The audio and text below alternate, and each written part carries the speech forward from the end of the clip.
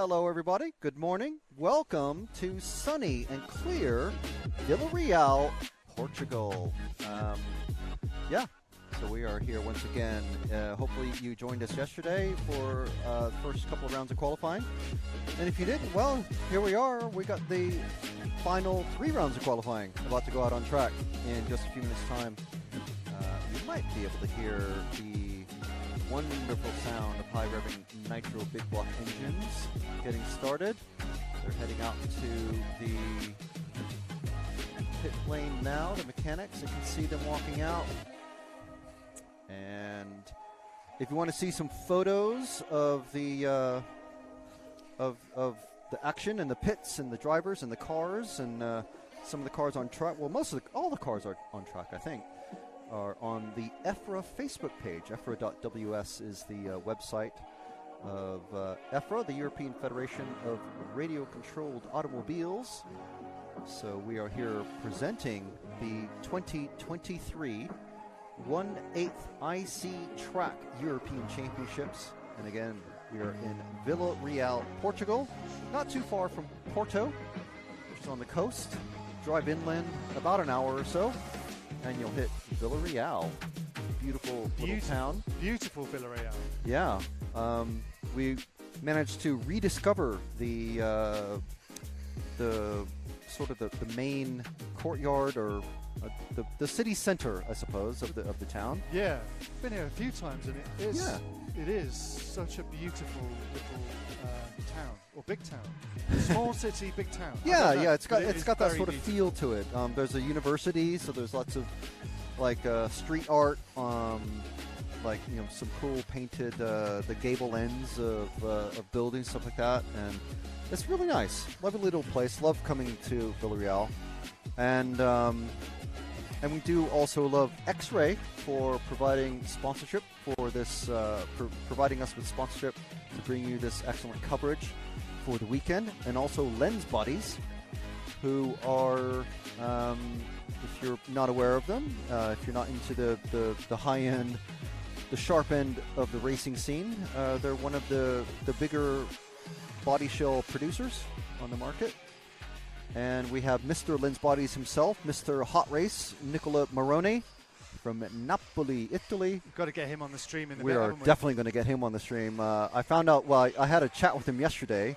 I had dinner with his cousin, also named Nicola, also from Napoli. Very, very confusing. They look fairly similar, I guess, but, the familial resemblance sort of thing. And so I said, I had dinner with your cousin last week in where was I last week? Groningen. And so he told me he kind of heard about it, and we'll find out. He has his English is pretty good. I've never had a chat with him before, but obviously we've seen each other quite a bit at these events, at lots and lots of EFRA events.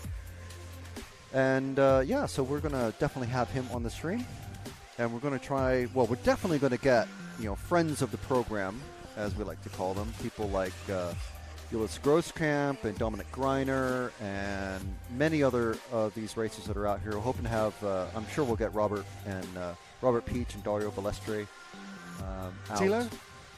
We're definitely going to, I was building to Tilo. Oh, okay, I was building to Tilo. Tilo of the voice who could just like set you to sleep. He's got that sort of Barry White. Is that a compliment? Yes.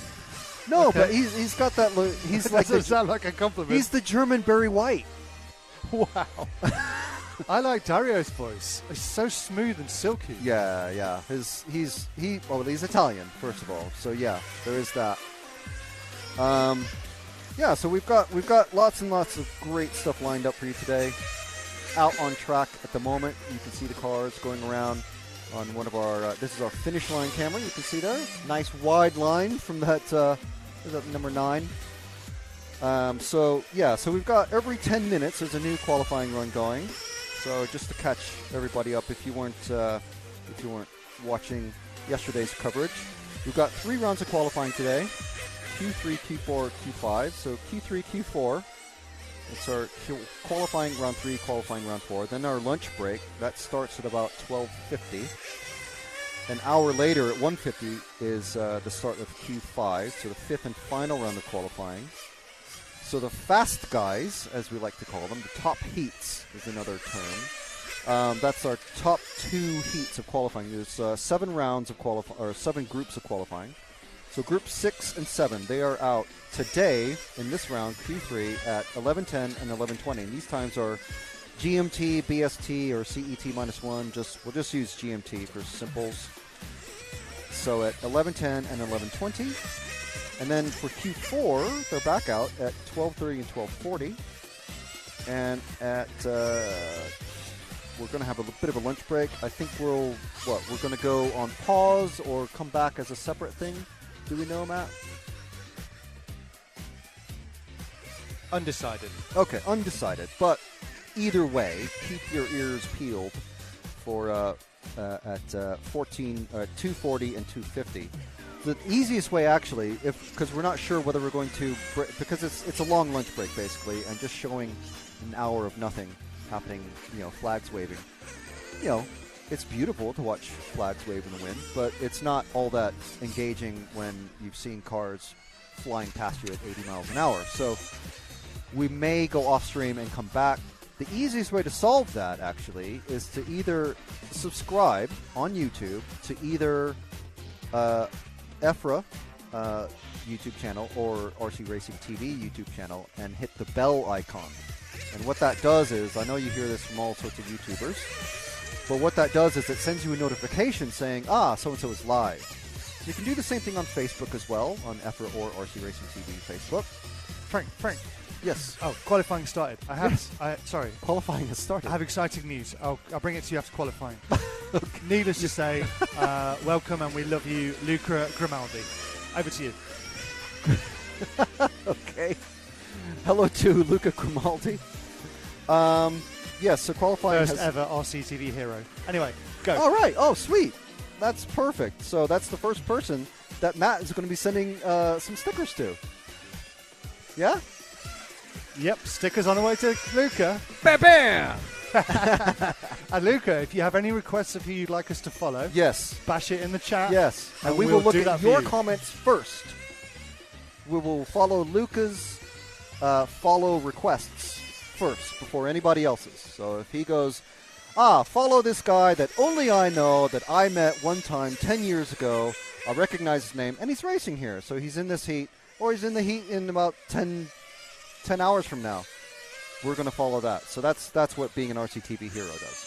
So, in case you're curious. Oh, and you get free sticker sheet that we're passing out to people. You'll see photos in the of bodies of people like, I don't know, Gillis Grosskamp and hopefully Dario Balestri, Greiner, and who else has it? Oh, Filippo Dominine has a couple stickers on his car. Robert Peach, you may have heard of him. He's got some stickers on his car. So yeah, there's a few out there on track already.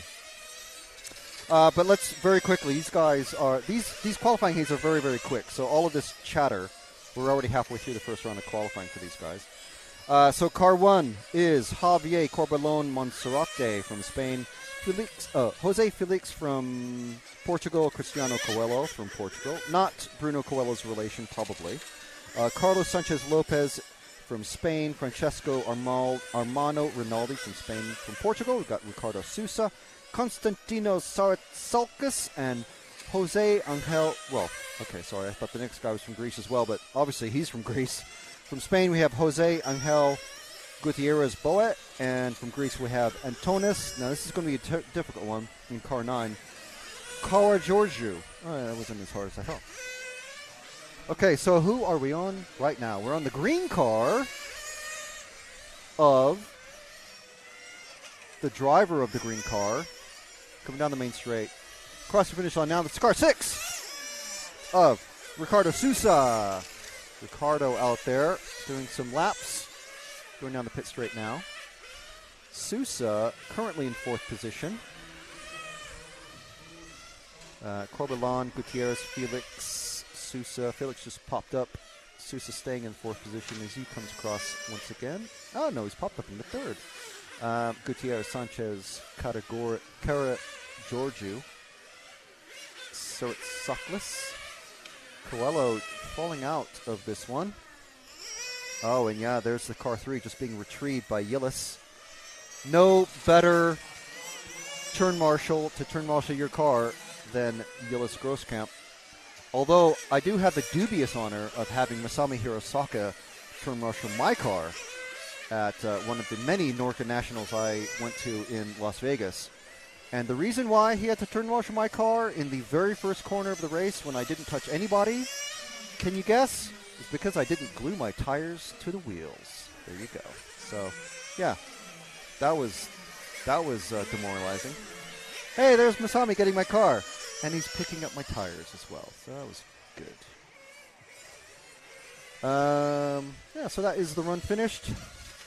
Felix Corbelan, Felix Gutierrez.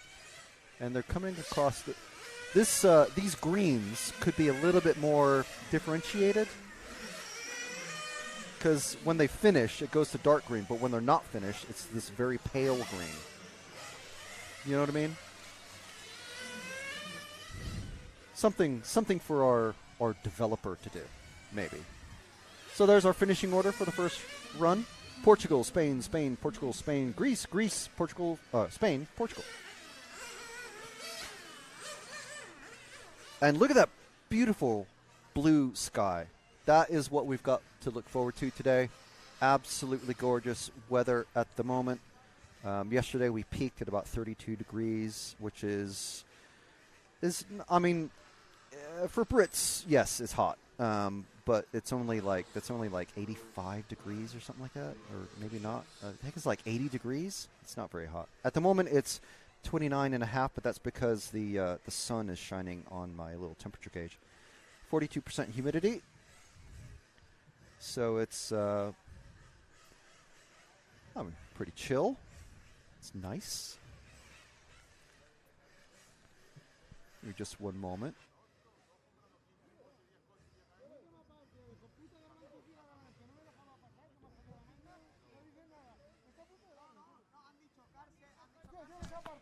Just lining up Gillis Grosskamp to have a chat with us at some point.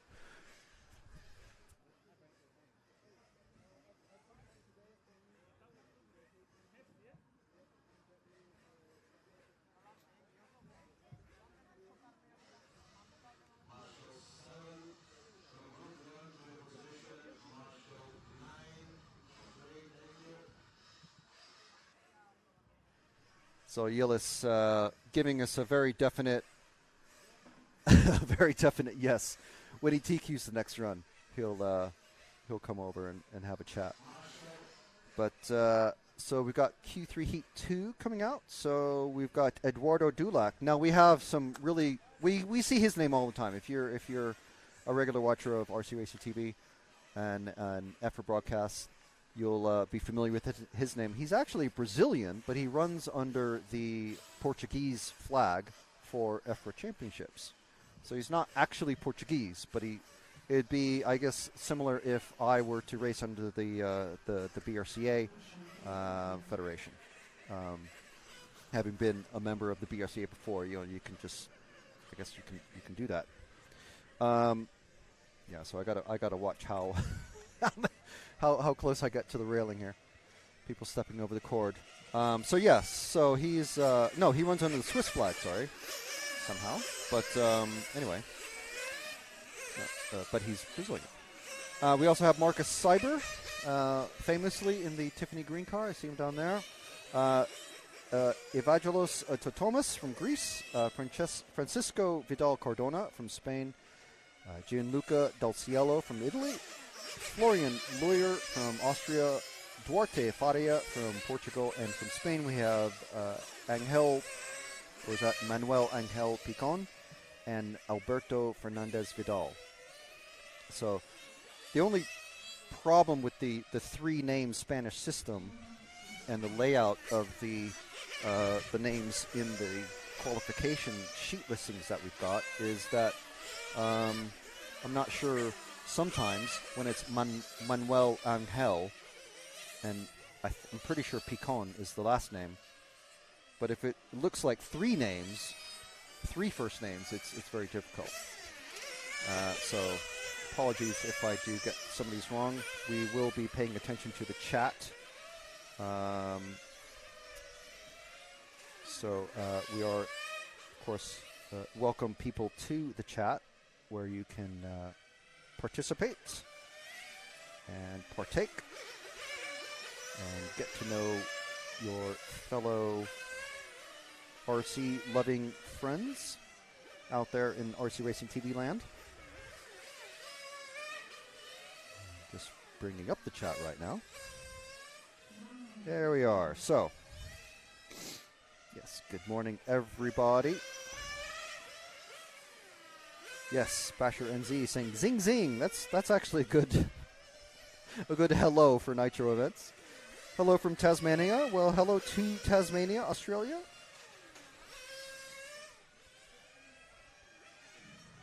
And yes, of course, we do have a reminder that you can support the RCTV program by basically, well, by buying merch. We've got some really cool shirts and hats and hoodies available. We do have stickers available as well, but the only way to get those is to actually attend, be in person at an event that RC Racing TV is at, such as the European Championship events, or have a friend who's at the event, ask for, well, one for himself and one for you. Or you can be an RCTV hero, and we'll basically, that is to join the RCTV on, not just subscribe, but join. So you pay 5 currency units, and we'll physically mail you out a sheet of stickers. Utah here, 3:30 a.m. Oh my goodness. Well, hello to you, sir. I hope you haven't been up late at night doing things, you know, crazy things, and then this is like you're going to sleep sort of thing. But anyway, 3:30 a.m. I hope you know, stay up with us. We got many hours going on here. So good luck Italian team, good luck French team. Go Mugen. Again, good morning everybody. Go Nova Engines and Jymar. So yes, we've got lots of different engines represented here. Obviously, Daniela Ialesi is here with his son racing, and his wife, who is a very accomplished pit person herself. Got 2 minutes, 50 seconds left in this run, so there's heat 2. At the moment, it's the Lawyer, Picon, Fardia, Totomis has popped up back in there. Cyber is pulled off, and so is Dulack and Fernandez. We got 3 DNSs in this one. So there's only 9 cars to start, and 3 of them have dropped out. It's a bit unfortunate. So if you want to find out more about the various EFRA races that are coming up, you can check it out on EFRA.ws, and there's across the top. Well, if you're checking out on like mobile or tablet, hit the 3 bars, like the menu icon, the hamburger menu, I guess you call it still. Ooh, that is a dead number 9 car that has just coasted off the track. That's Fernandez. I don't think he had a good start anyway. Yeah, 2 laps, and he's off. But yeah, check out the race information tab, basically, on the EFRA.ws website. Check that out, and you'll see all... Whoa, we got an upside-down Marshall. Get out there in the S's. Yeah, he's doing the right thing. He's watching out. These cars still going pretty fast, so I don't blame him at all for pausing there. The cars didn't seem to be slowing down a huge amount. These cars have a huge amount of cornering grip because they're just basically just gigantic Venturi tunnels with huge amounts of downforce. So they are they're very, very ankle dangerous, shall we say. Yeah, so check out the EFRA.ws website for past and present races. Last week we were at 3 events, believe it or not. We're at the 2-wheel drive and 4-wheel drive buggy, electric buggy Euros in Utrecht in Holland. And So I was there for two-wheel drive, and we had a team stay behind to cover the rest of the event, which was four-wheel drive. And meanwhile, I went to Groningen, about 2 hours north for the large-scale touring car Euros, which was an excellent event as well. So if you want to see some proper touring car racing, very, very close, very, very intense. Even though the finals are only half an hour, but it was variable changing conditions, going from damp to dry and a little bit of sprinkles of water, and we had rain affecting all sorts of things. It was an amazing race, and a very oh man, did we get that on? No, we did not.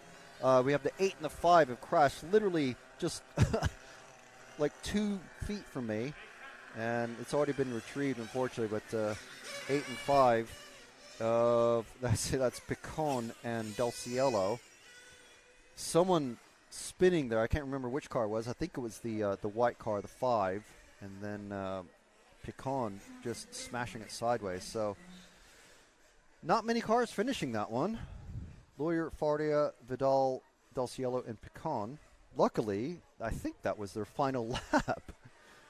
I hope that wasn't a case of the 5 car just immediately smashing on the brakes as soon as it came over the loop. It didn't look like that. I think maybe he ran out of fuel right at the very end. These cars running very, very tight on fuel, especially at the, shall we say, the lower end of the grid.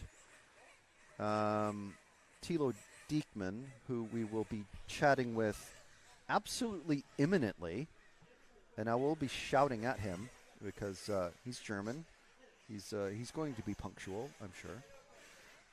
So if you have any questions for Tilo Dickman, we talked to him during the 10th Touring Car Euros in Sicily a few weeks ago, and he described his the wide class that was a sort of an invitational kind of class there, and it went really well for him there. I believe he won it, didn't he? So yeah, we'll be talking to him very soon. The dulcet tones of Tilo Dickman.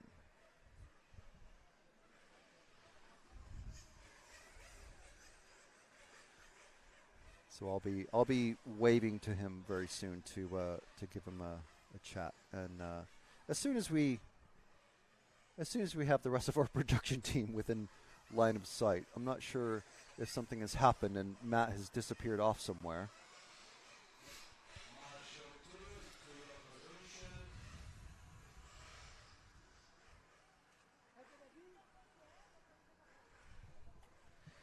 There he is. So, yes, we have various teams. So let's see what countries we've got represented. Obviously, we have Portugal as the host country. Spain, obviously, very easy for Spanish racers to get here. Although, if you live on the other side of the country, like Valencia, Barcelona, it's actually easier to fly because it's about 1,000 kilometers. It's quite a ways, 600 miles or so, and going across Spain. It's a beautiful country to drive through, but it is a lot of kind of deserty, sort of wooded sort of areas. So it's a long drive, 600 miles, if you think of it. It's, almost the complete distance north-south of Britain, from Land's End to John O'Groats. So it's, yeah. I mean, it's not quite as far as wide as Texas, as I like to tell people, though. But anyway, Portugal and Spain. We've got Greece, Austria. Lots of Austrians staying in. I think Team Austria, the entire team is staying at our hotel. We come across them most evenings and mornings. Obviously, that's a nitro race, so we're going to have Italians here. We have a good group of Team Italia.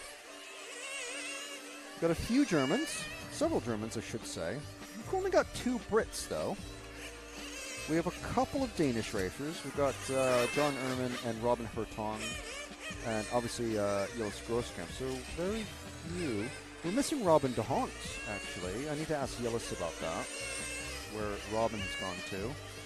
Team France has a good handful of racers, possibly slightly more than Germany. No, I think Germany probably outnumbers France in terms of teams here.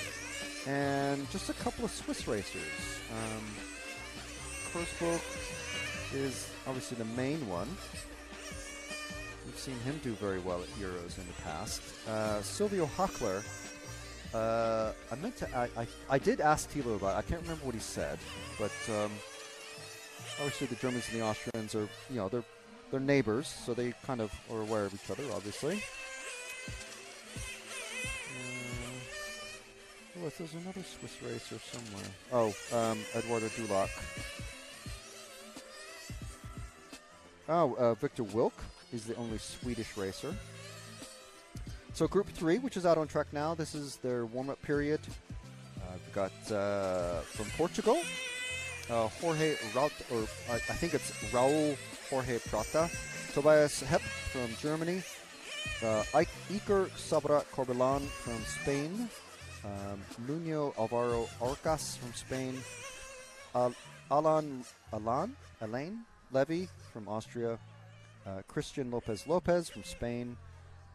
Nuno Ferreira Pinto from Portugal, and from Spain we have two racers, Carlos Sanchez Labernia and Tony Forne Tomas, or is it Tomas Tony Forne? See what I mean? See what I mean about the three names? It's difficult.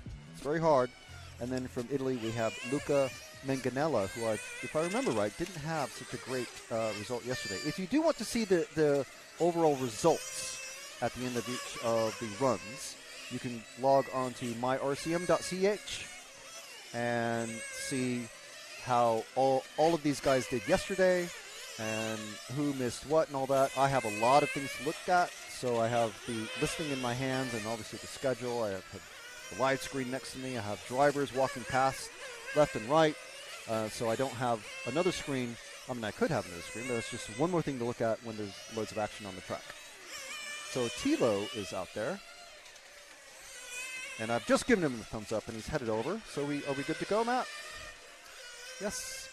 Okay. So we've got Tilo. Oh, I'm fitting this then.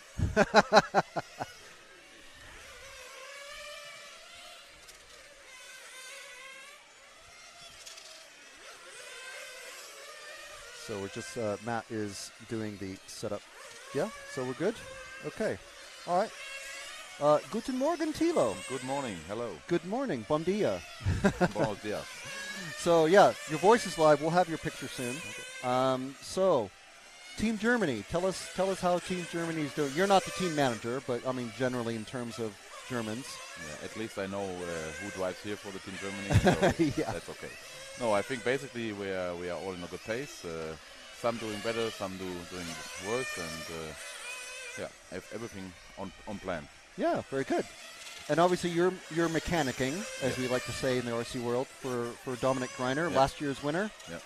How's Dominic doing generally?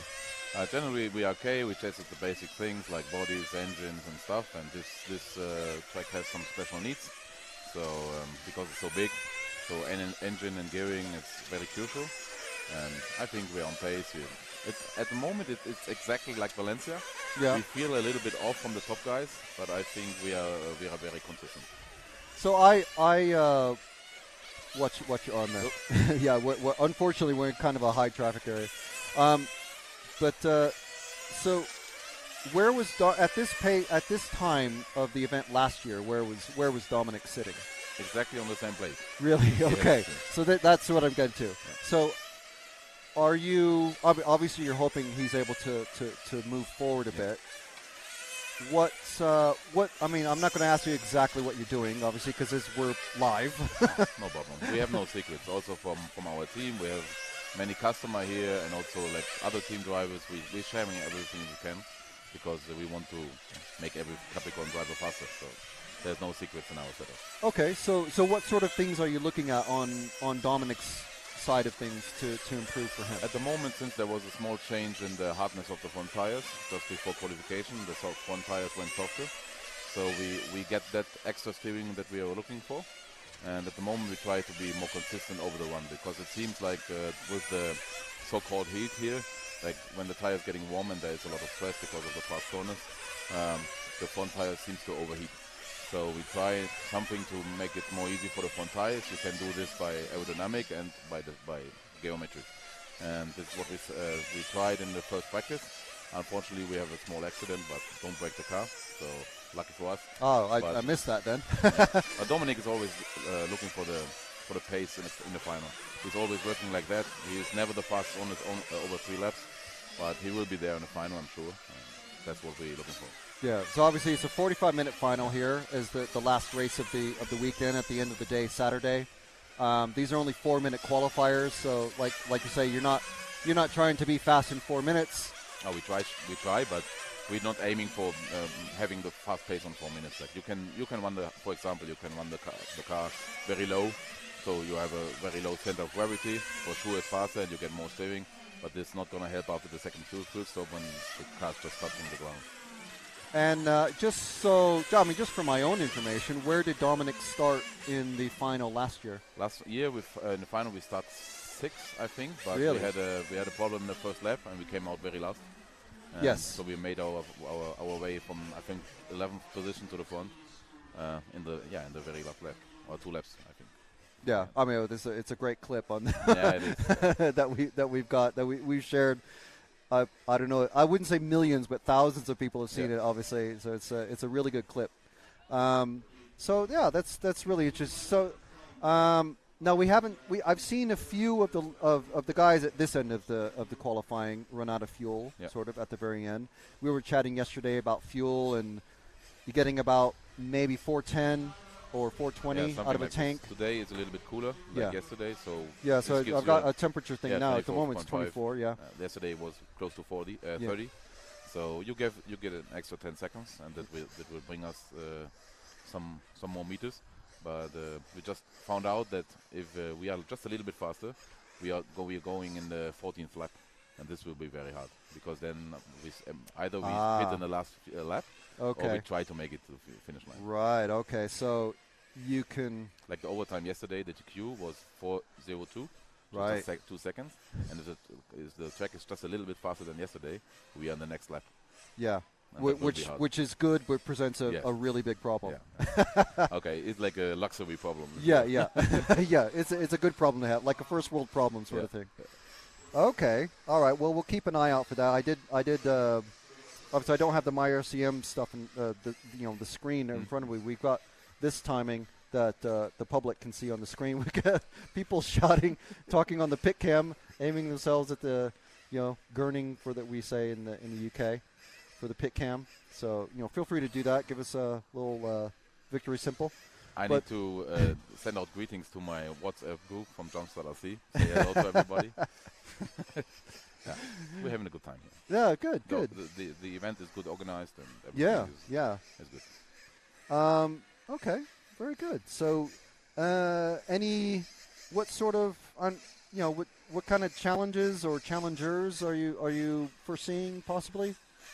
Challenges for sure will be fuel, the tire wear not so much, being consistent, avoiding any kind of danger because the track is so fast. Like if you hit the curb here with 100 km plus, for sure the car's broken. Yeah, these curbs is amazing. They look beautiful, but they are lethal. They bite. Yes. We try to make a solid final. We have our strategy already, I think, and let's see. Let's hope for the extra pace Dominic is getting in the final. And I hope to do 11 perfect fuel stops, because it also will be crucial, and try to make it. Do you foresee any tire changes in the finals? Yes, of course. At least on the right side only, no, at least one full stop. But I think the strategy is either doing 2 full stops or only right side and then 1 full stop. That will be what they're doing. Okay. Like the Italians always like to change all 4 sets, just because they are better on perfect tires, and maybe a little bit off during the long run with smaller tires. So, and we are going a little bit longer on the tires, and we see what works out best. Okay. And yeah, that's always and there's only two mechanics allowed in the pits. Yeah, two to mechanics do in the the pit lane, change. and like during the last years, everything went like more professional with the wheel tool stop. Now everybody has like a very good team, and here also is a little bit different because compared to Valencia, the pit lane is higher, Yeah, so it will be a little bit different, and we'll see how this works out. And it's yeah, also very delineated how wide the mechanic area is, isn't Yeah. it? Because of the pipes that are in the pit lane. yeah, So is that yeah, gonna you have a present limited any- space, and you cannot make more space. Yeah, And I think in the evening, when the event is finished here for today, we practice some tire changes and fuel stops. And yeah, we also have Gillis in the final, maybe, I hope. And he's always for something special, like fuel. He's very fuel efficient, yeah. so you never know what he's doing.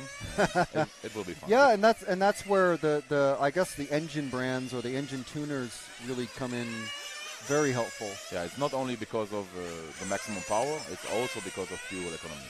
Yeah. So, we'll see. Yeah, I do remember in Gubbio last year, I was videoing you guys, your team, practicing the pit stops. Yeah. We practice this a lot because it's like a free lunch. Yeah, You, yeah. Maybe the pace your driver don't have on the track, you can make them in the pit lane. Yeah. So we practice a lot, and that's why I'm here. So I try to do my best. I don't want to drive this track. I think it's very challenging, and I'm very afraid of seeing our car going that fast. We'll see. All right, well, that's excellent stuff. Great insight from Tilo Dickman for Team Greiner. Yeah, you can say like this. Thank you. Oh, who was that? Sorry? Yeah. Okay, sorry. All right, so thank you very much, Tilo, for joining us, and we'll try to have you on again soon. For being here, and yeah, let's see. Okay. Bye-bye. All right, thanks. Bye. All right, perfect. Thank you.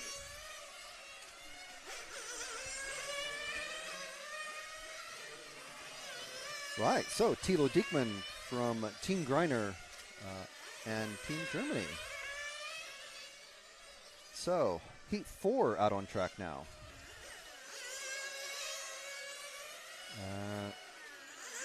Simon Burgoyne from France in car 1. Hal Figueiredo, who we talked to yesterday, had a very good chat with him yesterday on the stream. You can find that in yesterday's live stream on either the EFRA or RCTV YouTube or Facebook channels. John Ehrman, who did a nice little article for the EFRA Facebook page, for the website last year for us. Jorge Martinez Agudo from Spain. From France, we've got a couple racers, Antoine Gachette and Fabian Berenger. From Italy, we've got Luca Valentin. Luca Ielesi Valentin, who's Daniele Ielesi's son. Ruben Olivares Munoz from Spain, and from Portugal, Jose Paquito, who, if I remember correctly, was world champion in 2009 with the Mini Z in 2 separate classes. Can you know, from Mini Z to 1/8 on road. From France, we have Baptiste Jimenez in car 10.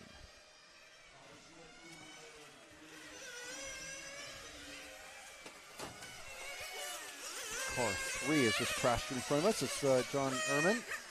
Whoa, and flipping around him is one of the other cars. I think we caught that. Want to hit the mark button. I think we caught that. Hitting the inside curb is this white and red car following very, very close. This is about as close as you can safely follow on these cars. Tilo was telling us earlier off camera when we were having our chat in the pits. That distance of 2 or 3 meters or yards is about as close as you can get, really, because the downforce that these cars create, it's basically just a massive Venturi tunnel, like you see on World Endurance Championship cars or Formula One cars.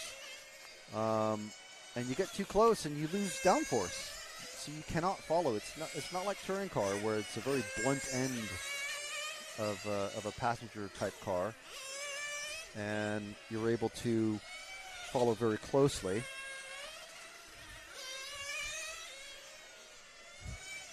So there's no real nose to tail sort of racing on these cars. They're full-on racing machines. We've got another car. The orange is on camera now. It's just been retrieved by the marshals from the AstroTurf. So some of these tracks it's car 7 of Luca Valentin. So I think this, I need to ask Daniele, but I would wager this is probably his first Euros. I mean, I think we can say that his fuel strategy and engine are going to be tuned to absolute perfection. And he's pitted just a couple of feet from, about a meter from Dario Balestre. So I would imagine that his car setup is going to be really, really good. He's a young driver, and at this rate, he's probably going to be the top driver in the category this weekend. He was in Almusafas, so he did this last year.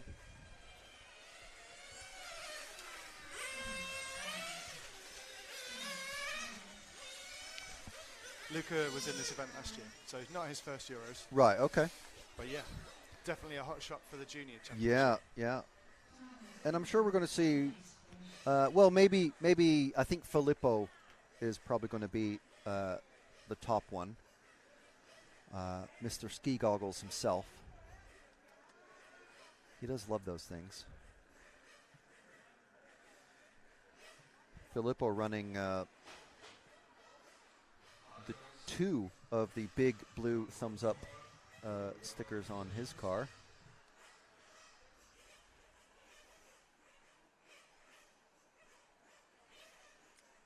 So we've got Group 5 going out now.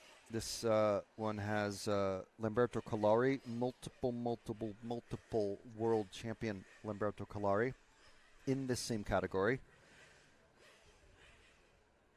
And as the inevitable march of time goes on, yes, he's not quite as fast as he used to be, but he's still racing, still enjoying it. He gave us a big smile earlier, taking his photo of him in his pits with his mechanic. The pits here are absolutely fantastic, I have to say, because the nice, great sunshade, very high up. I mean, some pits that we go to, you can just reach up and just above your head is the underside of the roof. But here you'd have to get on a very high ladder to do that. So it keeps the heat of the sun that's warmed up the metal. It's not like just over your head. A nice breeze going through, thick concrete, painted concrete tables. Perfectly placed for standing and working on your car. And very nice location here. Right next to the town football stadium, actually.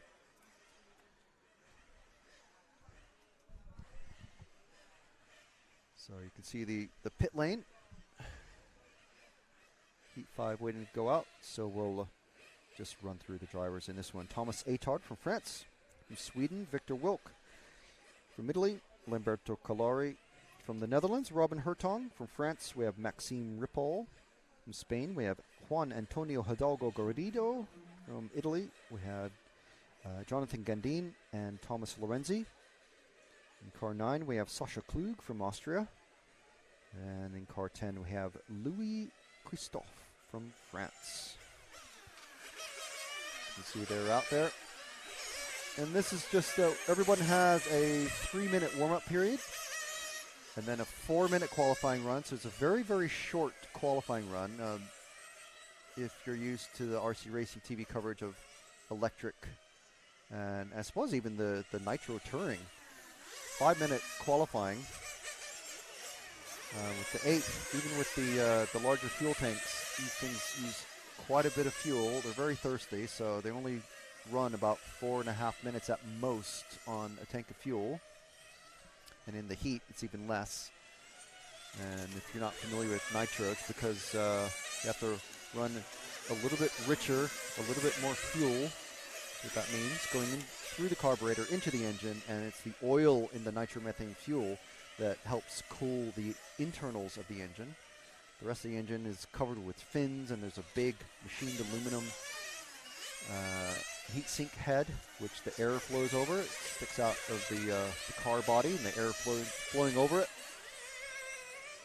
So that's these are air-cooled engines, but also, in a way, liquid-cooled because it's the oil in the fuel, which is synthetic and natural castor oils, depending on your fuel brand that you use. And I think they're using 16% nitro fuel, because that's the EU regulations for world championship races. The track, I believe, or the local federation has to approach the government for dispensation to use fuels like 20 or 25% nitro fuel. So you can't just run like 30 and 40% fuel and just go crazy. So it's quite limited, and everyone using controlled tires from a single brand. So I believe, well, obviously you have to pay for them. I'm not sure if the entry includes a set of tires. Usually, I think in American big races that is usually the case, but not for the European Championships. It kind of depends on the category of cars. So it's why we cover a lot of categories. So it's sometimes a bit difficult for me to remember exactly what the qualifying and tire legalities are for each of the classes. So the cars coming out to start the qualifying runs are being counted down from 10 by the computer voice. Horn has just sounded just now.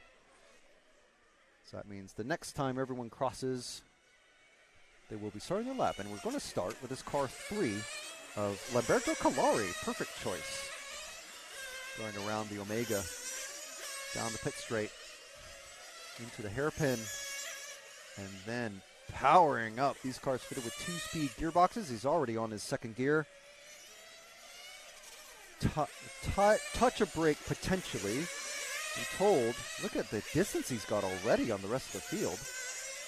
I'm told that basically these cars are just on throttle almost all the way around the track.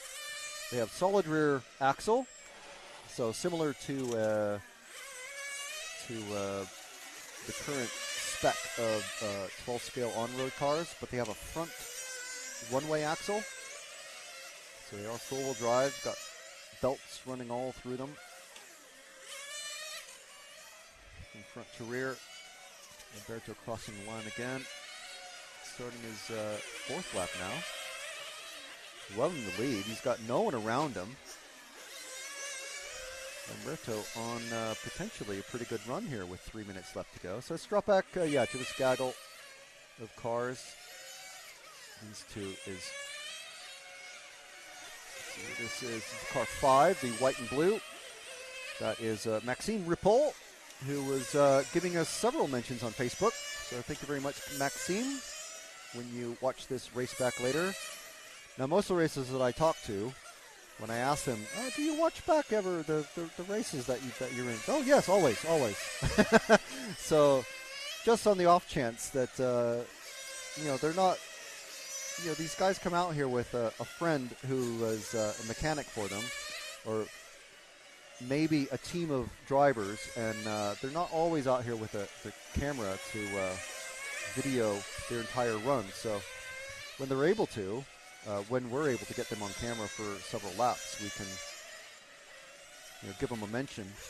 But they use it as training, basically. But let's move up a couple of cars to the number 4, the white and gray car, just coming through the Omega now. He's just 2 cars ahead. Let's see, I think one car back, Jude. That one there. There we go. Car 4 is Robin Hertong from the Netherlands. So Maxime trying to work his way through car 1. That's Thomas Atard just behind the car that we're following. That bright yellow car is Thomas Atard. So these guys hitting at least 60, 70, 80 miles an hour down the main straight. We're not sure exactly, but I'm gonna guess. We've got a dead car just being retrieved. Can't see the number. That's okay. Kalari still running away with this one. Just under a minute left to go. So I think round 4 we're going to have a few more people to talk to. Hopefully we've got Gillis lined up, so he knows we want to talk to him. He knows where we are. Victor Wilk. I mean, the expected names are at the top of the list here. Kalari and Wilk. I should say Vilk. Fritz Klug is also a name that we're very familiar with. Atard is a familiar name. Maxime Ripoll in the 6th position at the moment. These guys counted down from 10 again. And that's the finish now. So all that time. Ooh, Maxime getting sideways going down. Don't think we got that one. That was a really good recovery. The sides of these cars basically act like huge sails. So if they do get sideways, they get the wind kind of just pushes the car back into position so that the nose is facing the direction that they want to go. The aerodynamics on these cars just has a huge effect. And the new thing now is, if you're familiar with F1 and you know the windscreens that the drivers have in front of them, the clear windscreens, the they're maybe just a 25 or 30 millimeters high, like about an inch high. The new thing now with them is they have like a sawtooth, sort of, they look like shark's teeth. So they're, whatever you want to call them, sawtooth, shark's teeth, or serrated windscreens. That's what the new body shells have now on the gurney flaps. So these cars have adjustable gurney flaps on the back end to so you can vary the amount of rear grip. So the serrated gurney flaps are the new thing. But Tilo was telling us that Dominic Greiner doesn't really like to use that. He prefers more front-end grip, as the chat we had with Tilo told us.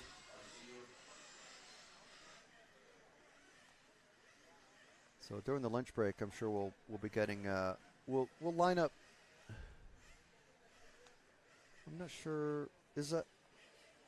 Well, we're still not sure whether we're going to go off air for the lunch break. But like I was saying, if you subscribe to either the EFRA channel or RC Racing TV and hit the bell icon, and what the bell icon does is, I know you hear this from YouTubers all the time, you'll subscribe and hit that bell.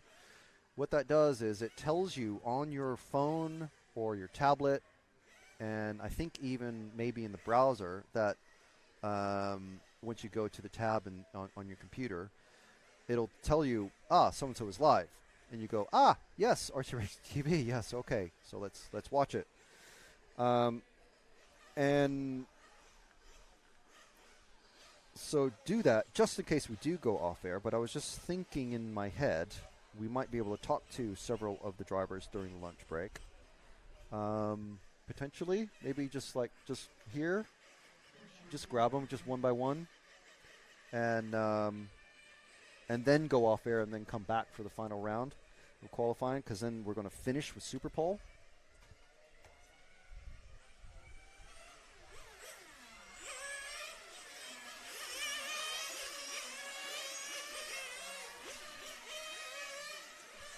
And yeah, so make sure and do that. So before we get started with Heat 6, which are our second to last race of qualifying, group of qualifying, we do want to give a massive shout out to Luca Grimaldi, our very, very first RCTV hero. We bow to you. We send you many, many folded hand namaste emojis for being our very first hero. And now you, at this point, you're going like, okay, how can I get these emojis? How can I get a name shout out on RC Racing TV in such a manner that Luca Grimaldi is getting right now? Well, I'll tell you how. you join the RCTV channel on YouTube. That's it. That's all you do. And what do you get for your 5 currency units of support? Well, you get not only the warm embrace hug of knowing that you're supporting the best live RC production in the world, you also get a sheet of RCTV stickers. You get priority commentating powers because you get a special badge that only you will have as an RCTV hero. Only RCTV heroes get this. And we're working on various things for long-term members. If you continue to be a hero, we're working on various things. So I have things in my head that I don't want to say because then we're locked down into it. Also, if you have someone that you want to be, you want to see followed on camera, on our moving camera, you will get priority over anybody else that isn't an RCTV hero. So there you go. That's what you get if you're an RCTV hero. Plus, you're a hero. You're a literal hero. You're helping support RC Racing TV, and RC Racing TV supports RC Racing, and RC Racing supports RC. So, in effect, you're kind of like saving the world. You know, that's what heroes do. So I think that's a pretty cool thing. And if you think it's a pretty cool thing, definitely be an RC Racing TV hero. So, before these guys get going for real, they're still just doing their, so you can see their refueling time is just starting down, or counting down, I should say. This is the 2023 EFRA 1/8 IC Track European Championships, brought to you live by RC Racing TV for EFRA from Vila Real, Portugal. So I think we're following the car 1. No, we're not. We're following the car 8, I think. Car 8 of Mattia Colavo. No, Tim Wood from Great Britain. So I know that we had someone ask for him previously. We'll follow him for a lap or so. This car 8 here, the white with some, shall we say, orange with white on the side. We've got Nicola Moroni in this one, so we'll find the car 1, which is one of the few white cars out there. So Jude just crossing the finish line now is car 1. And he's going into the infield, into the Omega. Down the pit straight is car 1. That's Nicola Moroni, Mr. Lens Bodies himself. So I'm gonna guess that he's running a Lens Bodies body. Now the body shells on these cars are they're very, very trick nowadays. They've got little scallops and scoops and the adjustable gurney flaps, which I was mentioning earlier, and the new serrated gurney flaps. They've got internal support so that the sides of the bodies stay perfectly vertical at high speeds. So Moroni coming across again, staying in the top spot. And if we drop back one car behind, that's Filippo Domanin, who's our ski goggles fan. Domanin is probably going to end up being our top junior racer. Domanin, very, very quick. So quick. He's running an X-Ray. I believe Moroni's running a Capricorn. I'm not sure exactly. We'll find out because we're going to be talking to him at some point, either today or tomorrow.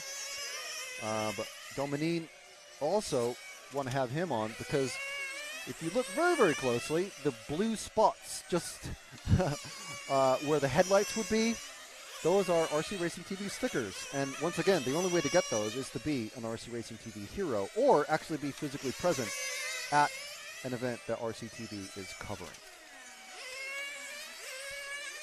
So yeah, I gave the stickers to his dad yesterday. And I was asking, where's Francesco, which is the younger of the Domanin brothers. There's Filippo and Francesco. Dad's name is Fabio, of course. And so these two drivers, very, very quick. Moroni and Domanin, they are leading the way. That's positions 1 and 2. Let's see who else we can follow. Oliver Mack, maybe. Fernandez, Citrix, Viola. Viola's just popped into the second spot. Calavo's not doing so hot.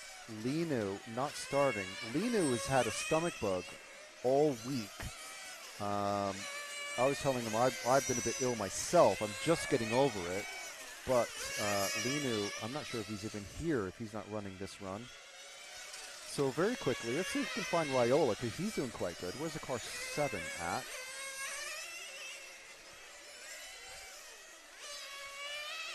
Jude has already spotted him. He's on the back straight, running the, not just the yellow car. That's it. It's just yellow. He's behind Tim Wood, who's about to, I think, put him a lap down, or just put a pass.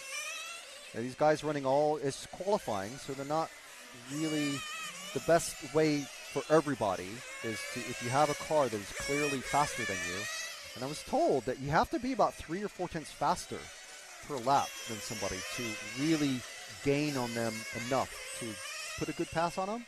So there goes Raiola getting past Wood.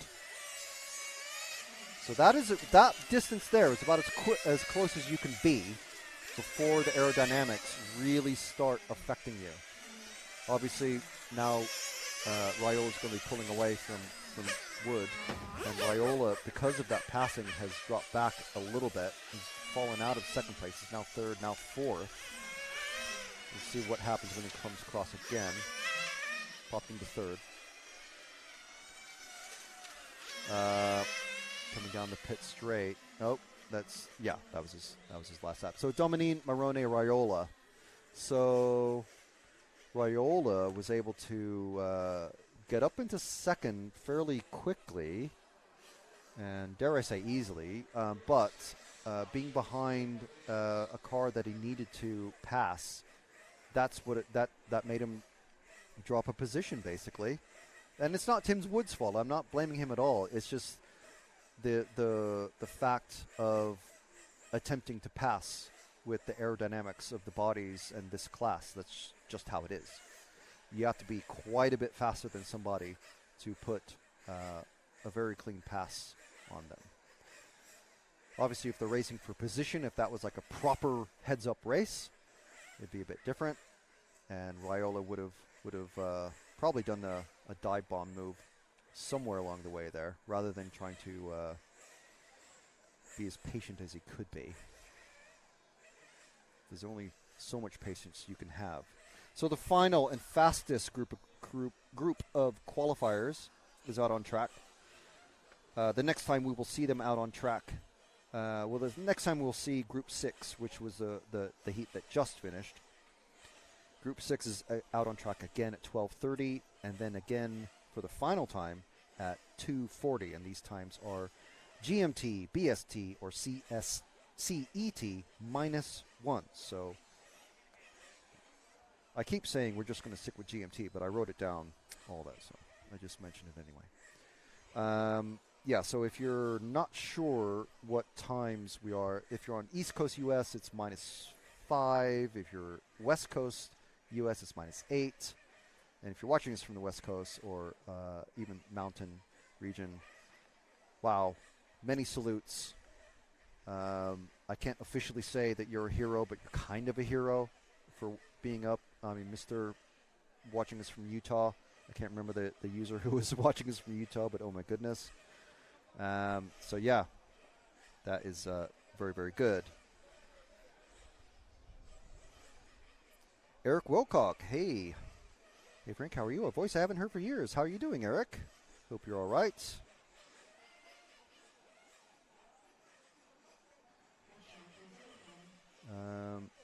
Tilo D'Angelo says, thanks EFRA and RCTV for the coverage. And now, come on, it's Italy.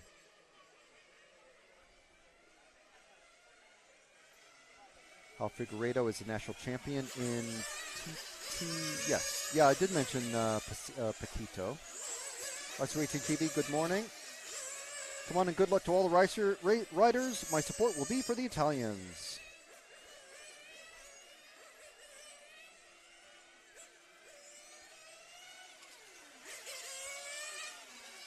And I'm not sure. I'm assuming that was Matt who's saying that the RCTV shop, if you want to buy the merch and whatnot, you can now buy if you are outside the UK. So very, very good. Jeff Dixon saying, watching from Nova Scotia. P. Alan GD saying, watching from France. Brittany in France. Very good. Samuele Morelli saying, good job, Domanin. And here's here's somebody watching from Los Angeles. That is amazing. It's 3:21 in the morning when you're watching from LA. That's great. So yes, I used to race quite a bit across the Southern California region. So if anybody who remembers HPI Frank, yeah, hello. Marcus Mober saying, let's go Gillis.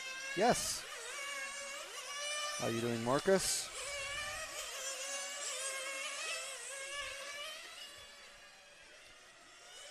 So these guys out on their warm-up. 3 minutes warm-up, 4 minutes of qualifying, and then a 3-minute changeover as the mechanics take the cars into the technical area, and the mechanics for the next group come out into the pit area.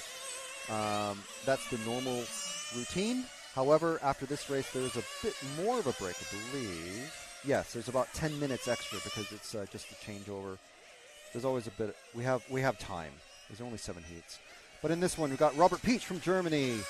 Everybody saying Robert is the fastest one here. Even Dario Balestre, who's in car 2 from Italy, who's the overnight TQ.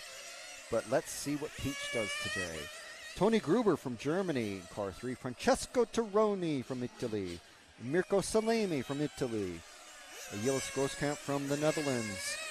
Dominic Greiner from Germany. Simon Kurzbuch from Switzerland. Alex Thurston from the UK. And Andrea Catanzani from Italy. Peach and Catanzani both had 0 points, or maximum number of points, whatever. DNFs, basically, in the first round. So that's potentially why Robert is, I think he's overall 4th after 2 rounds. So who are we with? With the first car coming across, this is Robert Peach. We're going to stick with him for a couple of laps at least. This is Robert coming across. He's running those RCTV stickers. He is a hero. Multiple European champion in this category, running so well last year until the last couple of laps. He's running almost a peach-colored car, actually. I don't know what German for peach is, but he's running the number 1, and he is, well, Tony Gruber comes across, steals the top position from him. Just dropped back 1 car, and I believe that is Gruber. No, it's the number 8, sorry. Simon Kurzbuch. So we're going to stick with him. He's a fast guy. All of these guys are fast guys. This is the fastest group after timed practice. So everyone gets several rounds of free practice with them just timing themselves, and then there's controlled practice, and then there's timed practice where 3 consecutive laps set your qualifying order, and you stick with the same group of racers in qualifying. Just drop back another car. I believe that is Dario Balestre, our overnight TQ, in the white and gray car behind him, car 2, that is. And he's got his mechanic Massimo and his, I believe it's going to be his engine tuner, his energy fuel man with him. Dario Balestre going down the straight, rapidly catching Kurzbuch. Kurzbuch giving him plenty of space. The smart, wise, and good thing to do when you're qualifying in this manner. So let's drop back 2 cars. The bright yellow number 4 of Francesco Tironi, running an Infinity. He's on the straight now. Coming across the finish lines, Francesco. I mean, he and I have the same name. And we're basically, that basically makes him about as good as me on the track, which is amazing. Or me is about as good as him, I should say. Francesco is crossing the finish line now. Let's drop back another car, the car 5, the other bright yellow car, just going through the Omega just now. There we are. Coming down the pit lane, the car 5. That is Mirko Salemi.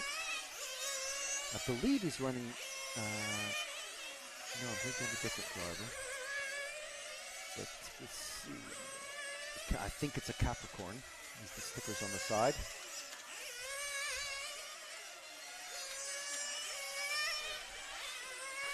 Let's drop back 1 more car to, I think it's white and orange. Just coming under the straight now. White and reddy orange, sort of. That is the car 3. This is Tony Gruber here. the man himself from Italy, where he took well, he's not from Italy, but the German who took the touring car Euro championship once again, reclaimed it in Sicily. A few weeks back, he was quite emotional on the stand, I must say, after he won. I was very happy about it. Very good racer. Very, very good racer. He's come up quite a bit last few years. So he's dropped back one more car, just crossed the finish line. It's car 7 of Dominic Greiner. And Tilo saying he's quite happy with how Dominic is progressing through the week. And very, very, very quickly, the next 2 cars, we can get them in one shot, is the 9 and 10 of Thurston and Catanzani, and just behind them is Gillis Grosskamp. So these 4 cars, the first 3 are Thurston, Catanzani, and Grosskamp. Catanzani, wanting to put it past on Thurston. Thurston having to move aside for Grosskamp. I think that was all of them finishing their lap anyway, so a very rapid reaction there from Thurston from Grosskamp to avoid hitting anybody who came to a sudden slowness after that. So now we've got 10 minutes. Shall we see if they're not going to be coming out to Marshall just yet? We've got 10 minutes to potentially catch Gillis or anyone who's available, because what they're doing is between the qualifying runs. Normally, as I was saying, there's a 3-minute gap, but between because that's the last run of qualifying before we go back and start Q4. We've just finished Q3, so I'll mark that down. Just crossing the times off on our schedule here.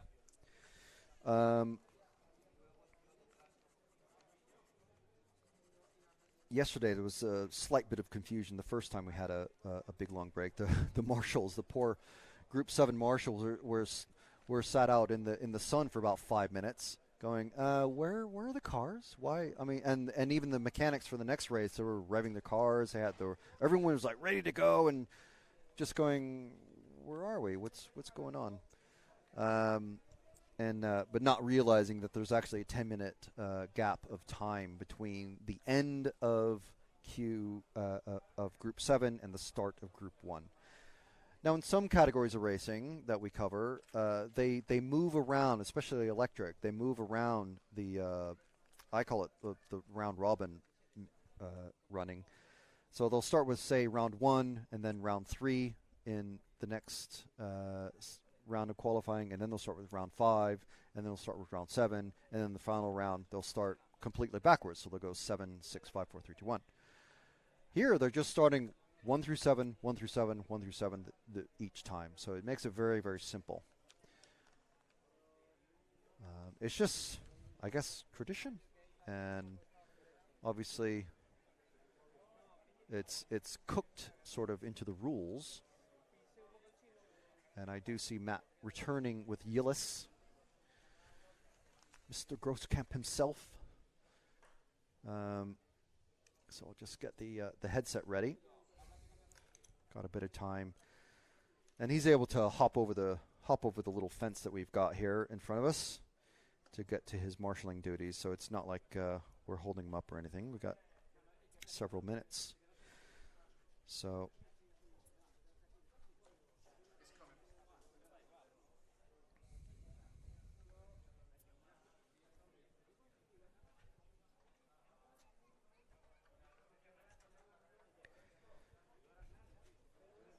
Just waiting for Gillis to make his way through the hordes of groupies. Got so many RC groupies here. Hello. Well, I didn't take you, but I got in the top 5. Oh, nice. It's okay. We still got you. So I don't. Yeah. Okay. So yeah, we'll be on camera in a moment. But that's a cool shirt. I like that. I think the new thing now is all RC brands need to have white shirts. You know, I mean, yeah, black hides, I mean, hides white gets grease and stuff dirty. like that. It because does. You can see it this does, is the but paint from Sicily. It's nice and different, though. Yeah. You know, especially when it's very hot. I mean, it's not very hot here at the moment, but here we are. It's we're on nice for camera now. marshalling. This is, Yeah. yeah. So don't look at yourself too much. No, I don't. I just want to say hi to my family at home. Hi, guys. Home is Heemstede, is that right? Or a little bit outside of that? Just close to Heemstede. Hoofddorp is my town. Okay. Okay. It's the city between the airport and Heemstede. Right. Okay. Yeah. Heemstede. Heemstede. Okay. See, I had to learn how to say Groningen. Groningen. Last week, because I kept saying Groningen. Groningen. Yeah. Yeah. Groningen. Groningen. You got to get the. Yes. Yeah. All right, so just very quickly before you have to run out and marshal, Yeah. I was assuring everybody that all you have to do is literally just hop the fence right there, and there's your seat. Exactly. That's So 6. how has it been going for Team Infinity and mostly yourself this week? From Monday on, we had a free practice. We had Yeah. a lot of free practice. And the track condition got better and better and better. And I also slowly got into the groove because this year I focus more on the 1/8 scale, but I still need a little bit more driving, more testing. We got also some new parts for the car that I test here. And but actually if I see the progress I did from the beginning of the week till now, I'm super happy with the progress. And also happy for Dario. He just DQ'd round 3 and he also DQ'd the second round. So I think this was important because the track is faster and will be slower now because it's getting more warm. So Dario will DQ the race. So that's good for him and it shows that our car works really good here. Yeah, for me, I'm also happy. I'm now P3, P4, P5, so I cannot complain. Yeah, that's very good, very good. And the rest of the team, anybody else that you see might be able to bump up? I mean, we saw Raiola was doing well in his heat. Terroni was also pretty quick. I mean, of course, all the Italian guys. Nicola is fast. Francesco, Carmine. Lamberto had a good run now. Yeah, so he did. He also I noticed that. Get his car better and the engine and everything. Also Victor, he's slowly getting there. Of course, for him it's all a new experience. The 1/8. He's a fantastic driver, of course. He got a lot of talent. But 1/8 is not only the driving. You have to understand the car. You have to understand your mechanic when the engine is too lean, too rich, when the gearbox have to shift, and this kind of thing he still have to learn. But I think he's in a good way also with this. Yeah. No, his name's quite familiar to us. I think, does he usually run electric touring cars? Right? Yes. Yeah. He mainly in the past he only drove electric touring car, and since he is with us or Infinity, he slowly started to drive also the Nitro. He did really well in the 110 World Championship. He got the 4th position. So yeah, we all know he can drive. He was on the podium in the World Championship for the touring car, and he was always there when I drive with him together in the Tamiya team in the past. He's a super fast guy. Yes. So, what are the challenges that you guys are going to try to overcome? Obviously, Dario, he's doing pretty well. It's not like he needs any coaching, but any challenges for the rest of the team? You can see now that there are 3 guys clearly a bit ahead. That's Dario, Robert, and Tony. Yeah. And then the rest is pretty close. Yeah. And yeah, so I'm more thinking about tomorrow the semi, because I think even the SUPERPOLE gonna be difficult because either Dario, Tony, and Robert are in there, and they have the pace a bit more. But again, I slowly coming closer, and but so yeah, my focus is semi, to start first or second in the semi tomorrow, and yeah, because it's a long track, it's very important that you not come in too late. Yeah. Because it's really you can drive 4 minutes 10 for 20 on a fuel tank and it's empty. Yeah. So if you at 350 you cross the line and you have to drive a few corners to go inside the pit lane. Yeah. You have to decide do I do one more lap or do I yeah. come in a little bit before 4 minutes? So this gonna be very very critical for tomorrow in the semi, because it's 20 minutes, so everybody fuels at 4 minutes. Of course, you can fuel at 3:30, but you miss a fuel stop. Yeah. But on the other hand, if you go super safe and you have the pace, you can almost do it. But now it's so close, everybody's so fast, and so everybody has to try to make the 4 minutes. Now it's possible because you make with the fuel bottle, you can really top the fuel tank. But if you make a fuel gun, you always lose a few cc. And this is this gonna be interesting tomorrow, especially when the tire gets smaller. You also use more fuel. So in this case, this is gonna be the strategy to maybe you have to count laps, how many laps you drive instead of how much time, because it is more safe. And you rely on your mechanic to do that. Yeah, of course. Yeah. And then also the semi is still in the morning, and in the morning the track is good. Yeah. There's a lot of traction. Especially you could see in the morning free practice, the lap time is very fast. Right. And in the afternoon it gets more warm. It's more windy also. Yes. And then it really changed a lot. And yesterday I noticed, if you look at the flags right now, yes. We can't see them on camera, but they're kind of lazily going from right to left when we look from our main camera. Yeah. Yesterday, at the end of the day, they were flying straight across. Yes, exactly. Yeah. In the opposite direction. Yeah. So basically going against the cars, you were driving into the wind. Yeah.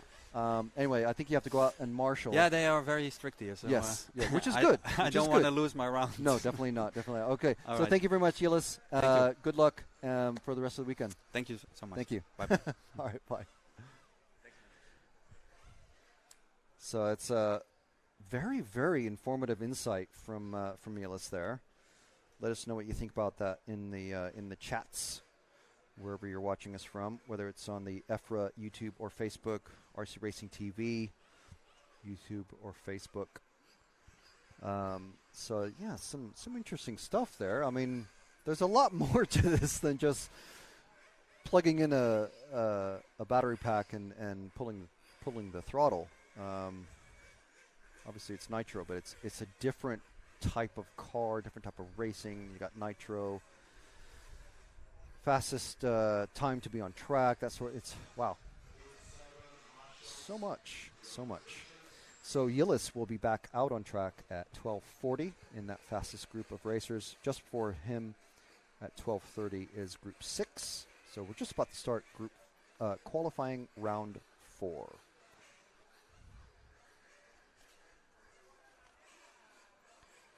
So just very quickly, just run through the names of the drivers. I won't do the countries because we did that earlier. But I think you'll kind of be able to figure out some of the country names or countries. We have Javier Corbelan Montserrat, Jose Felix, Cristiano Coelho, Carlos Sanchez Lopez, Francesco Armani Rinaldi, Ricardo Sousa, Konstantinos Soitsoklis, Jose Angel Gutierrez Boe, and Antonis Kera Georgiou in this one.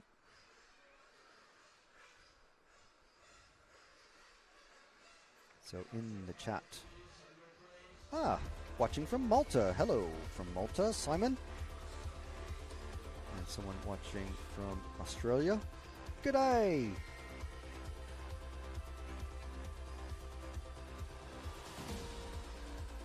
Someone saying, wow, they're all super fast. Yes, hitting about 80 miles an hour down the main straight. Pizza and RC Racing. What a lunch break. Saluti from Switzerland.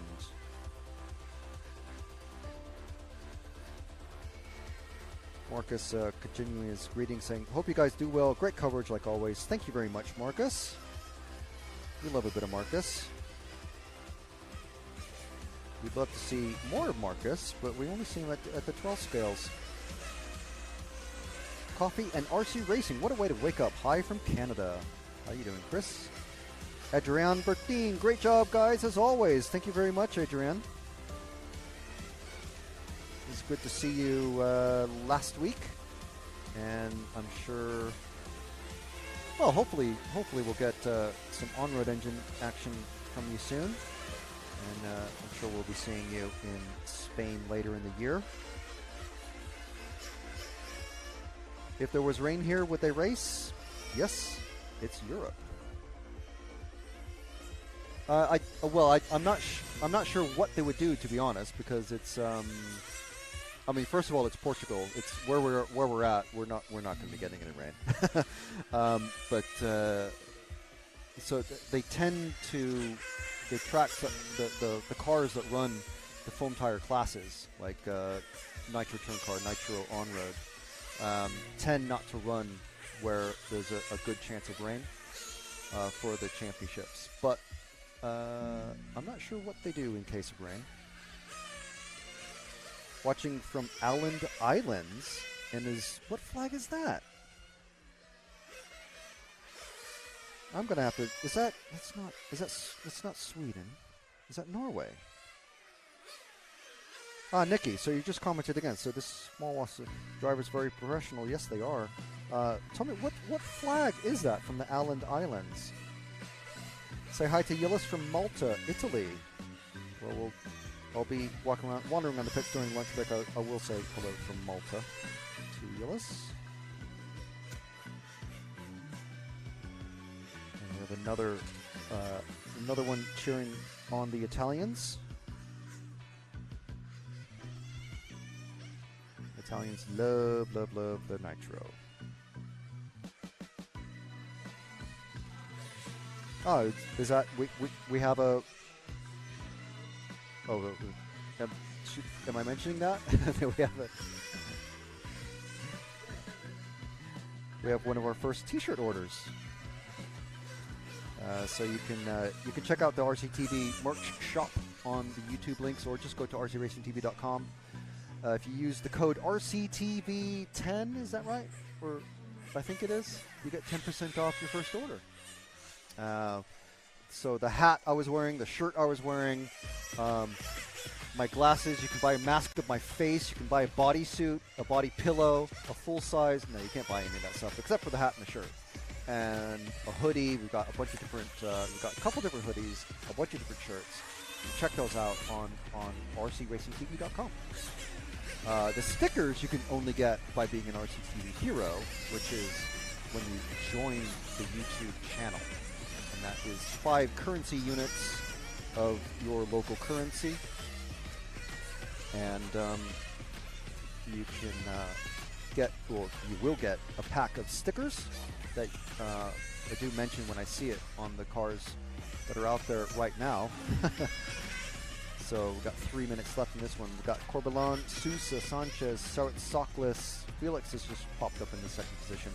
Gutierrez, Coelho, Armano, and Karagiorgio not starting this one for some reason. We don't have inside info on those guys. Oh, Karagiorgio is just crossed. So he must be the car that, this car here, I believe it's car number 1 is just lapped, basically.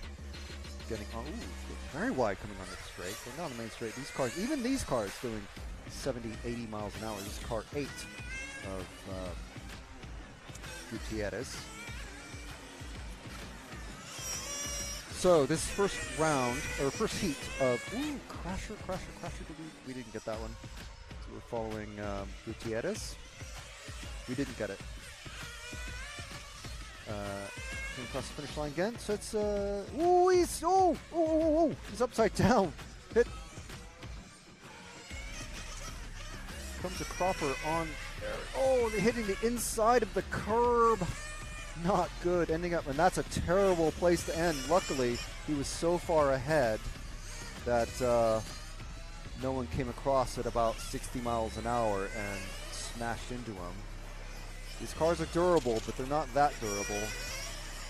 Hitting anything at 50, 60 miles an hour when you're dead on the straight, or a straight, is very, very much not good. So, although we have some potential for replay action, let's drop back. Next car coming through the Omega now is the white. Actually, we have 2 cars going to the Omega now. The red and the purpley car. They were just very, very close together, but I think that was just someone putting a lap on someone else. We'll see the numbers in these cars. I think it's the 2. No, it's the 1 of Corbalán, and the 4 of Sanchez is the purple car. Corbalon putting a good gap. But I believe he's catching. Who's the next car up front? Ahead of him is the 2. No, Corbalon is catching the 9 because the 2 just got lapped very rapidly. So stick with Corbalon because there might be something happening here. Catching up to Gutierrez very quickly.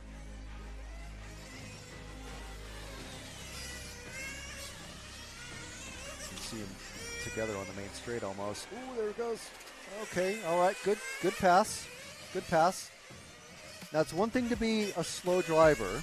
It's another thing to be a bad slow driver.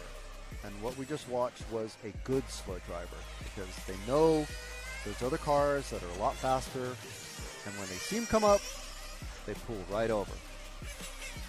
And don't hold anybody up. I used to be a very bad slow driver. Slowly evolved into a good slow driver.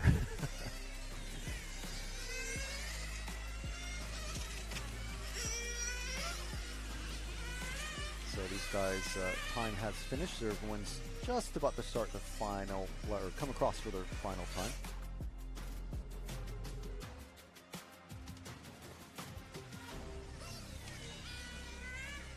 So this is for Felix. We're waiting for Felix and Soklis, Armano, and Karagiorgio. Finishing the run, but not on as many laps as he wanted. Sousa and Coelho. Well, Sousa got out there for a few laps. Coelho is the only DNS of this one. Temperature's gone up a tiny bit, I think. It was 24.6, now it's 25.9. That's in the shade. So Group 2, revving them up.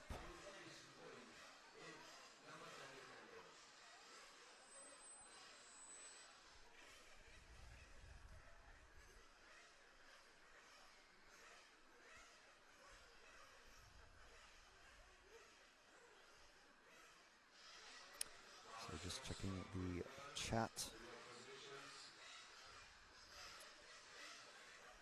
Peter Van Dyck in the comments saying, Gillis, come on Netherlands. We've got a few racers here from the Netherlands. Support from Malaysia. Thank you very much. Juan Shaw. Raf Drone saying, hello, guys. Wait, he says hello, and then the next comment, guys.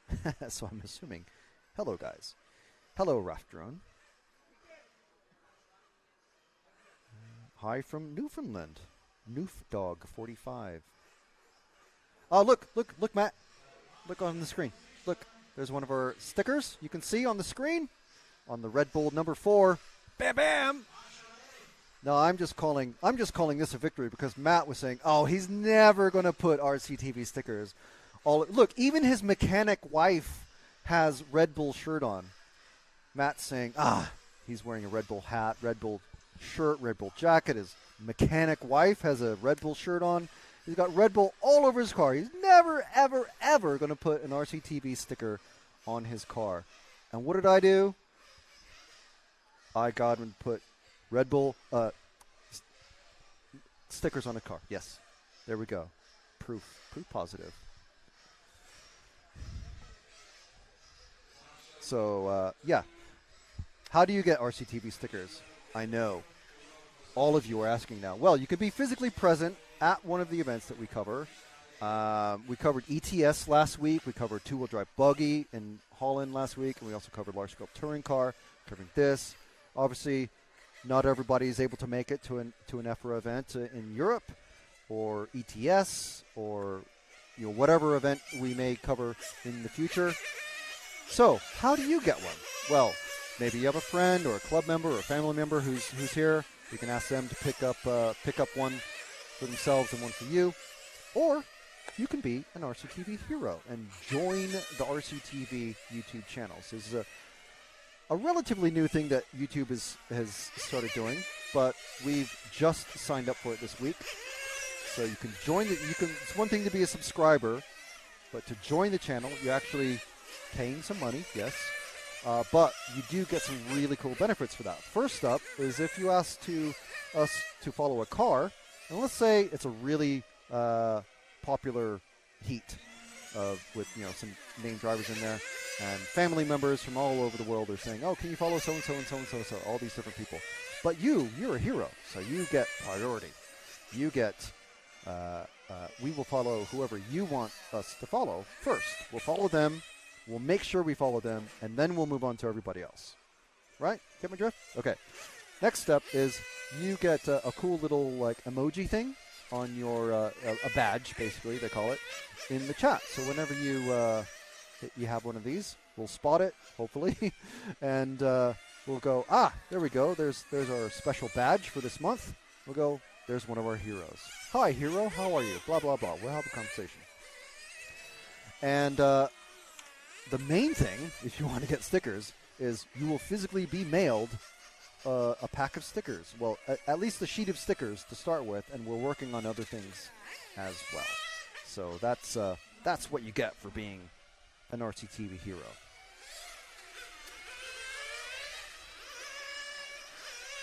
So this is Heat 2 out.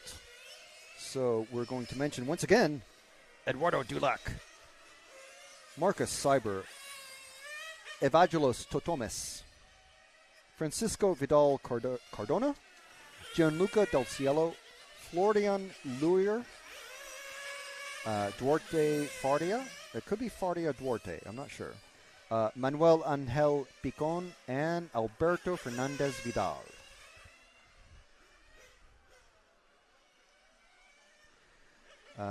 Mayhem Edits asks, can the cars self-marshal from the synthetic grass? Yeah, basically, they can. Obviously not if they're upside down or anything like that, but if the tires are, these are very, very stiff chassis on these cars, so if one or two of the wheels aren't touching, they are four-wheel drive, but obviously they need to be able to get traction onto the ground. So there we go, that's perfect. That is our Red Bull RCTV Racing fan out there. He's kind of a bigger Red Bull fan at the moment, but that's fine. His next body shell and his next shirt and his hat and everything, it's going to be all decked out.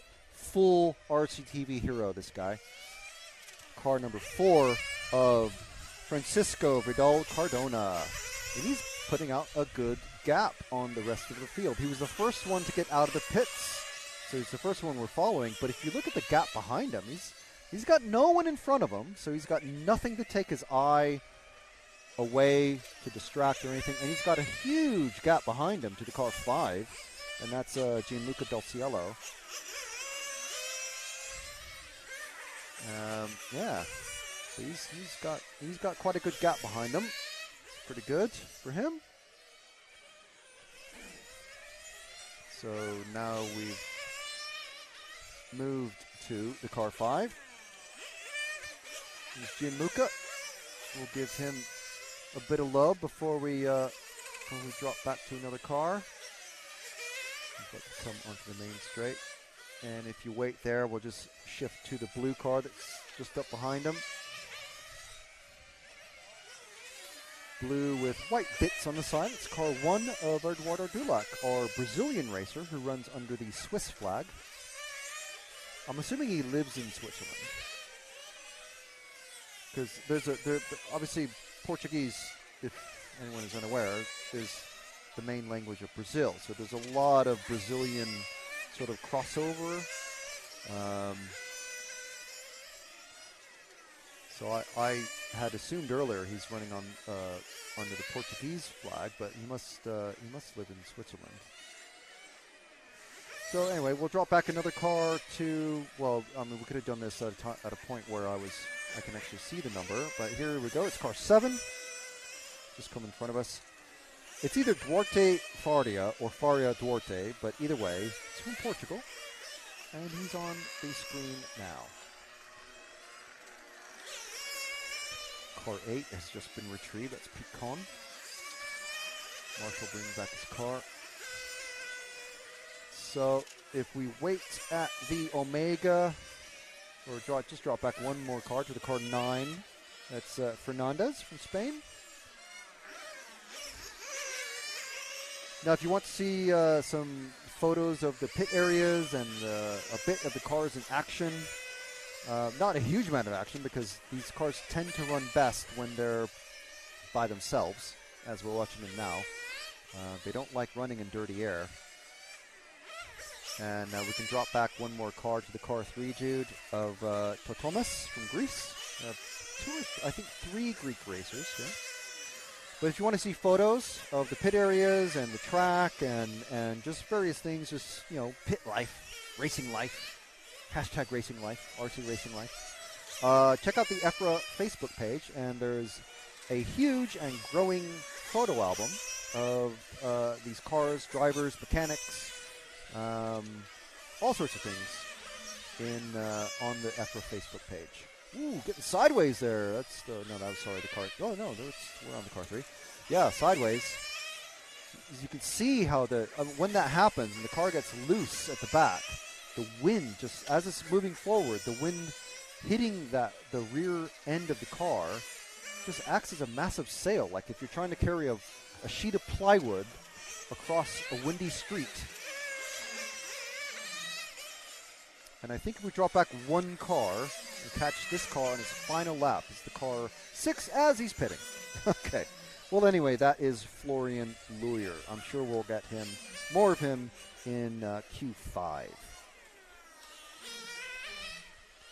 And that was Heat 2. Next up is, would you believe it, is going to be Heat 3.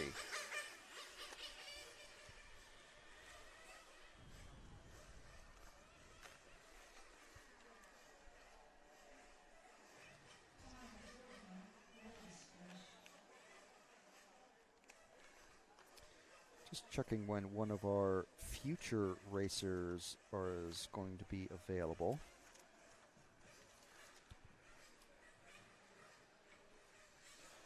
Maybe we can talk to someone in the next couple of heats. Get them on camera very easily. And we'll see. So Heat 3 coming out now. We didn't cover them. We didn't talk to them at all last time because we were talking to the German Barry White, Tilo Dickman. He doesn't know I call him that. But I don't know. I'm live on air. We're not. Yeah. Okay. So that's a new one. Just had one of the racers come up and ask where you can get some fuel or something. I'm not sure. RCTV fuel. Yeah, unfortunately, because we're in one of the buildings on the sort of the track complex here, we do get some odd questions from racers who are just completely unaware that there's cameras, there's screens, there's headphones and cables everywhere, and no, it's not a live production of television or anything. That's not sure what to tell him. Sorry. So anyway, car 1 in this one is Raul Jorge Prata from Portugal. I'm just mentioning the countries this time because we didn't even mention them in the first round. Tobias Hepp from Germany. Iker Sabrit Corbelan from Spain. Nuno Alvaro Arcas from Spain. Alain Levy, Christian Lopez from Spain. Nuno Ferreira Pinto from Portugal. From Spain, we have Carlos Sanchez Labernia and Tony Forne Tomas from Spain. And from Spain, Italy, we have Luca Manganella. Maybe I did mention or go through the names last time. Ooh, and the car 1 has just spun off in front of us. No lasting damage. Just hit the back wheel straight on almost into the fencing. Now, most the high traffic sort of areas, like the high speed areas at the end of the straight, basically, there's very thick rubber sheeting. Probably like what you would put at the base of a building to stop water ingress into the foundation or something like that. The very, very thick rubber sheeting is painted red and white. You can see it in the coverage. Actually, you can see it on screen now. So we have the grandstand just in front of the grandstand. On the left side is that red and white painted rubber sheeting. Behind that is a concrete curb. And you don't want to be hitting that. And you can see how the fence there's been some building fencing that's been added to the low fence to protect the spectators, because I've actually found shrapnel bits of cars in the seating area. That's how fast these cars can hit that wall and shatter into more than one piece. So these cars are quick. So if you're thinking in old money, about at least 80 miles an hour. In kilometers, it's about 120, 125 potentially. And I think we have is that Felix trying to sort out the speed trap display. We'd have a speed gun somewhere on the track. No, he's trying to give the marshal the umbrella, I think.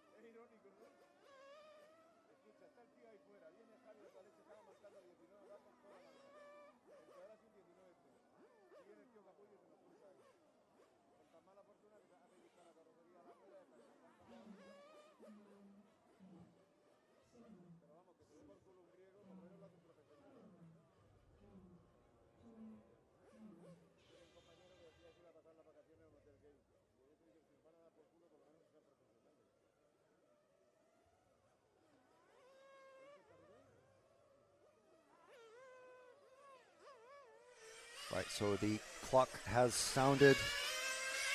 Racers are going. Qualifying heat 3, round 4 of qualifying.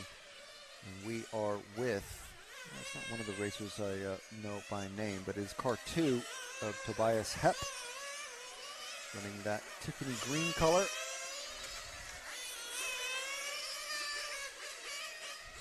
Believe he's the first, he's the second car out, but he's got lots and lots of space ahead of him and behind him.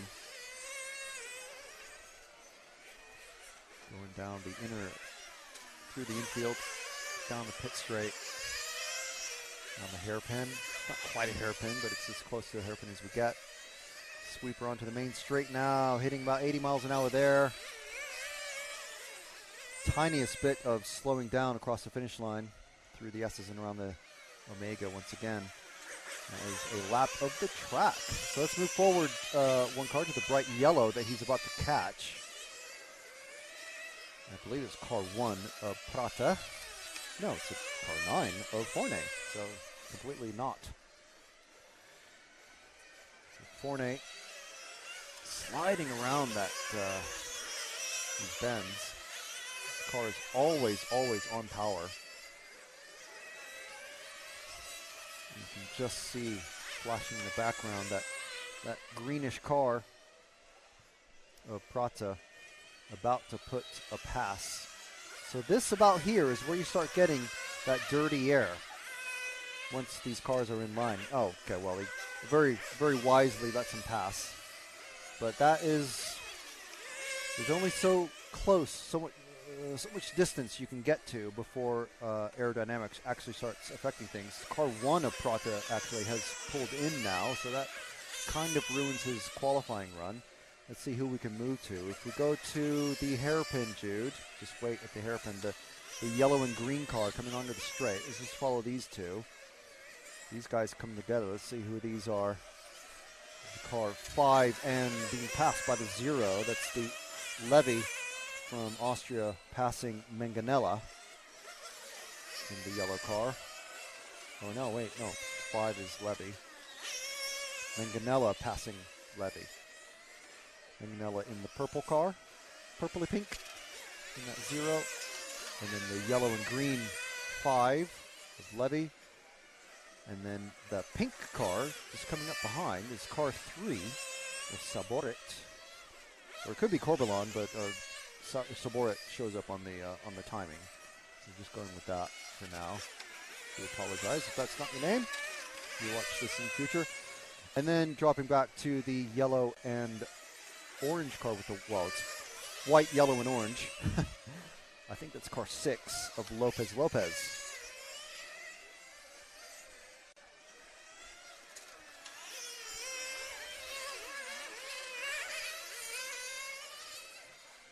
And then we've got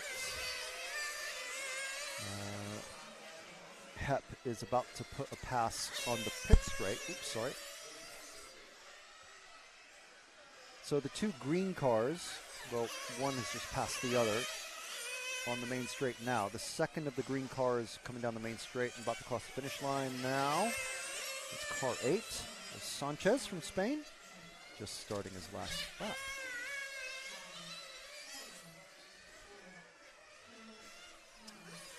And the time is just about finished. Prata, Alvaro, and Ferreira not completing the runs.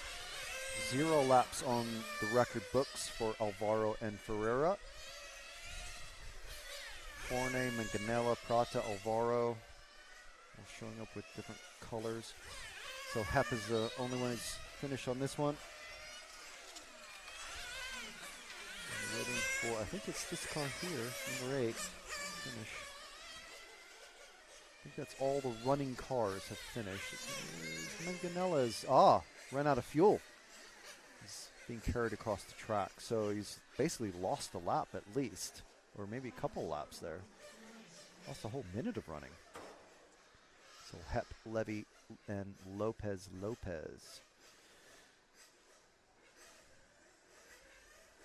So Group 4 is the next one out.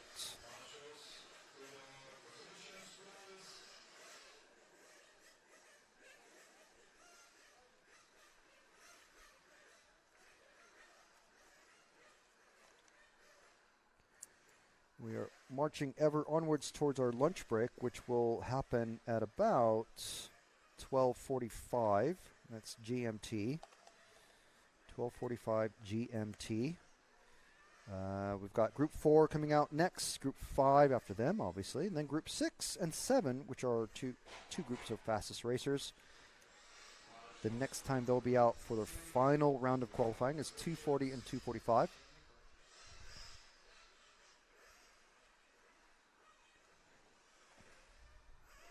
We do have a lunch break in between. I believe we're undecided whether we're going to log off or not, but just in case, always make sure that you are subscribed to either the EFRA channel or the YouTube, EFRA channel on YouTube or RC Racing TV on YouTube, and hit the bell, because what the bell does is it sends a notification to your phone or your tablet or whatever you want, whatever you set up, that, hey, so-and-so channel that you've subscribed to and you want to hear from when they're live, guess what? They're live now. So it's a handy little thing. It's not just something YouTubers say. I mean, it is kind of something YouTubers say, but it does actually serve a useful purpose. So, yeah, just in case we do log off, because we will have SUPERPOLE at the end. I think we're still undecided whether we will make that a separate broadcast, but it is only 10 minutes after the finish of round 5. And then SUPERPOLE ends the day. SUPERPOLE starts at 4 o'clock and will probably run to about 4:20 or so with the warm-ups, and I think it's 4 drivers running their, like 5 or 6 minutes of running. And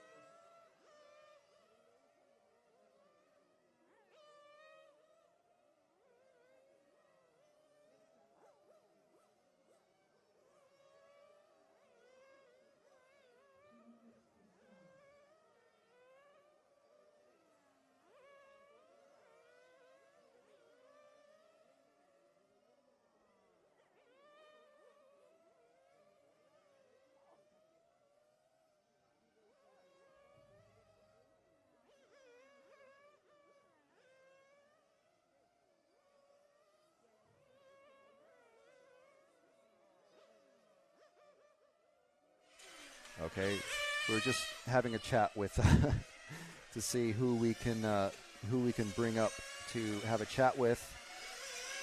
Having a chat about chats. Chat about chats. But hey, let's chat about this. Want to give a massive, huge thanks to X-Ray. Team X-Ray has provided, helped make it possible for us to even be here to bring you this coverage from Vila Real, Portugal, the 2023 European Championships for 1/8 track IC or 1/8 IC track, whatever you want to call it. I mean, I would say 1/8 on road, but whatever. There's different types of 1/8 on road. Oh, the one car has just hit some AstroTurf, and AstroTurf is split up a bit, so that'll need to get sorted out by before the next race. So yes, a huge thanks to Team X-Ray. You can see obviously their logo on the screen, and also to Lens Bodies, who are actually you can't see the logo on the screen, but we'll get that sorted. Lens Bodies is obviously a body shell manufacturer for RC, and it's run by the guy who runs Hot Race Tires, and that's Nicola Moroni, who's actually racing here at this race. So it's we're hoping to get him on the chat at some point, either today or tomorrow, and that'll be pretty good, I think. So here we go. We are on and we are live. Timing, I think it's car 3 that has just come on. That's the car 3 that we're following now. Before this, John Herman. So we're hoping to talk with him as well. Like I said, on the EFRA Facebook EFRA website, we had a little interview type of article with him. It was posted last year, but it was pretty good. So if you search John Ehrman on the EFRA.ws website, you'll find his article. He's top Dutch racer for this category, and he was on TV basically showing some celebrity type people how to drive RC cars. So let's go ahead and drop back one car to the bright yellow car just on the straight now, with the orangey stripe, car number 5. That is Antoine Gachette. And Antoine, you guess where he's from? He's from France. He's got the white number 4, I believe. Let's see when he comes across again. These guys doing very quick lap times. It's fast, of course. I know, of course. It's a number 8. It's not number 5 at all. Number 8 of Ruben Olivares Munoz from Spain behind him. Coming onto the straight now. Second gear hitting in about now. Down straight, 80 miles an hour, 120 or so kilometers an hour. Olivares, you can see from the X-ray sticker, running an X-ray. So if we drop back to the next 2 cars behind, there's another sort of greeny car, I think, and then it's yellow, blue, and red. Yeah, so that pale blue car, the number 0 and number 9. That's easy. It's Jimenez and Paquito. They're sort of together. This is about as close as you can get, really.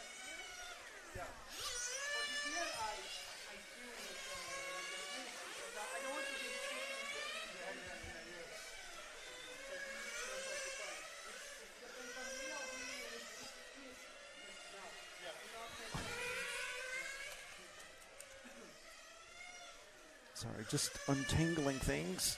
Things have moved around, so they've been tangled.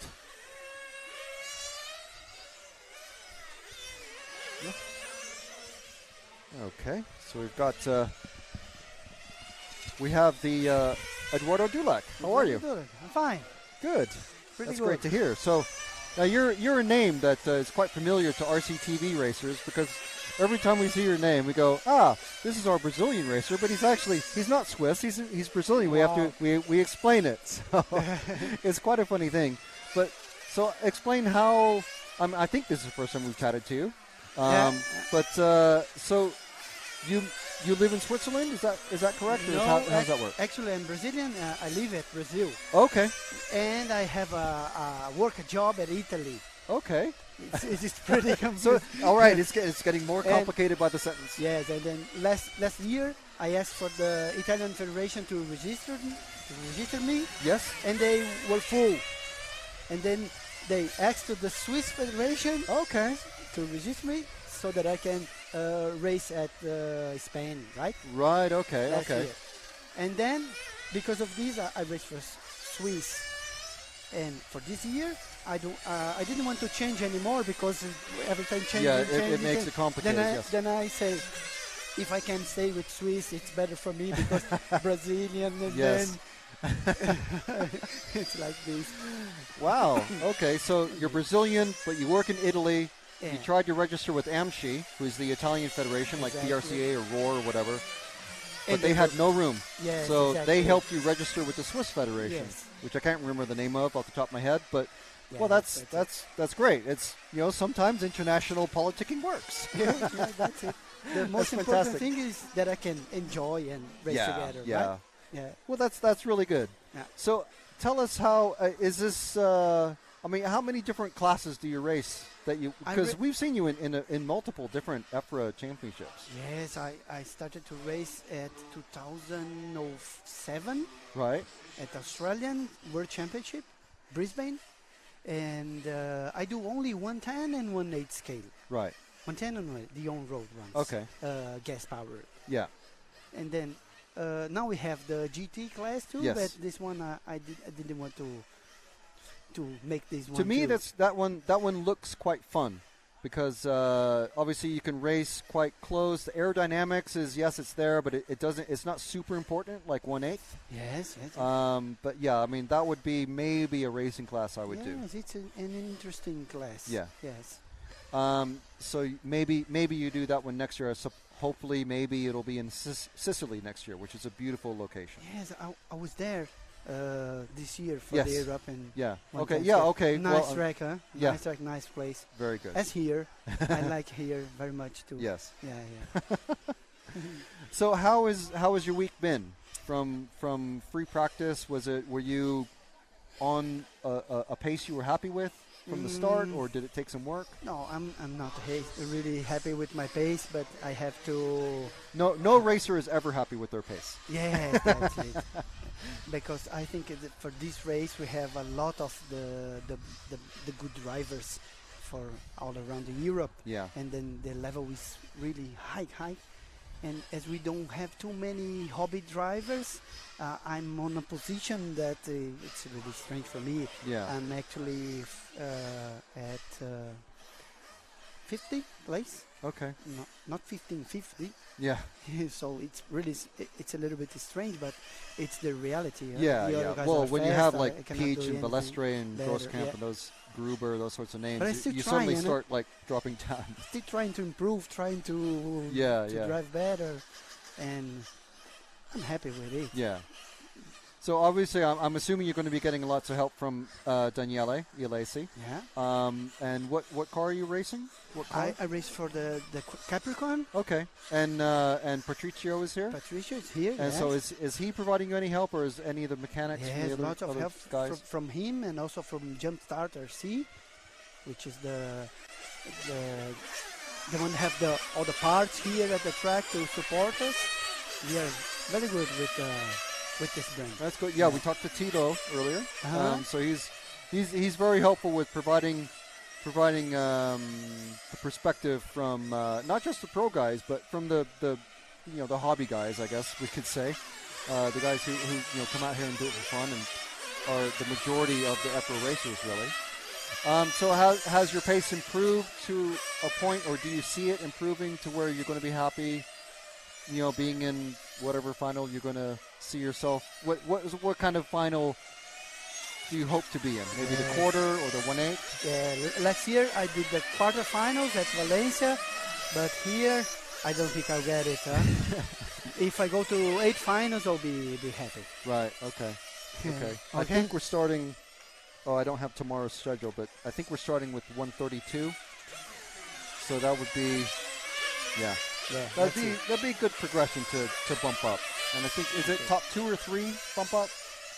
I think we're starting with 116 finals. Okay. If I'm not mistaken. Okay. I just have to go to get one bump to go to 1-8. Yeah. Which I think would be my place, really place.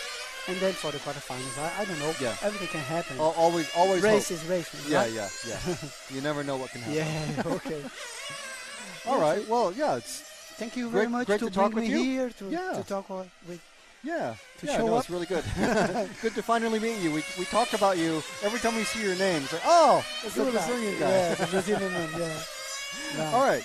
Fantastic. Thank you very Okay, much, thank you very Eduardo. much. And we'll see you on the track, and good luck for the rest of the weekend. Okay, thank you very much. Okay, perfect. Bye bye. Thank you. All right. Excellent stuff from Eduardo. And yeah, our Brazilian racer who works in Italy and has the Swiss Federation backing. So now we know even more about him. Right, so in Group 5, Thomas Atard, Victor Wilk, Lamberto Calari, Robin Hertong, Maxime Rippel, Juan Antonio Hidalgo Garrido, Jonathan Gandin, Thomas Lorenzi, Sasha Klug, and Louis Christophe. Running this one. Time has started counting down for them.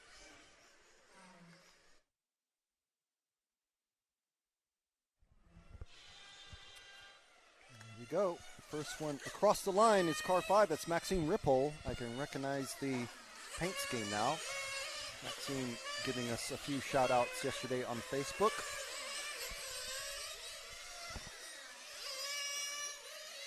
Hitting second gear, coming down the main straight, 120 kilometers an hour across the finish line to finish his first lap. 19:09.6. Down the pit straight, around the hairpin.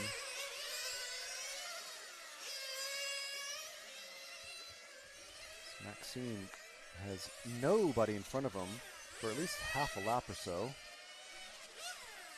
And more than a straightaway gap to the car behind. So he's got no one to give him any sort of distractions.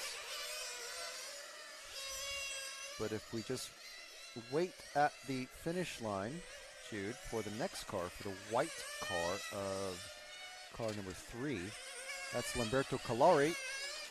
I believe it's 9-time world champion in this class, if you can believe it. In various, this class and others. Very, very accomplished on-road racer. Still racing, as you can see. And drop back, well, we'll wait at the finish line because I can't see the car numbers at this point. But we're already on them. The next white car in line is the car 2 of Victor Wilk. And I believe Gillis mentioned him. I think he's running an Infinity.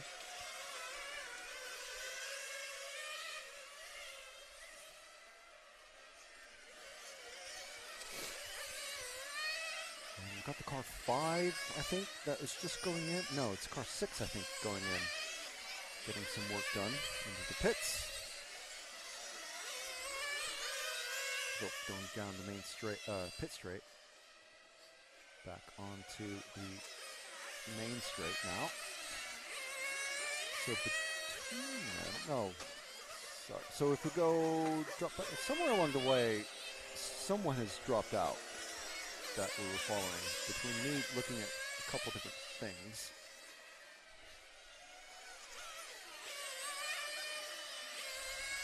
Let's see who we're on now. No longer the white car. Number 9 of Sasha Klug. So let's stick with Sasha for a bit. We haven't followed this one for a while. Got a gaggle of cars coming up.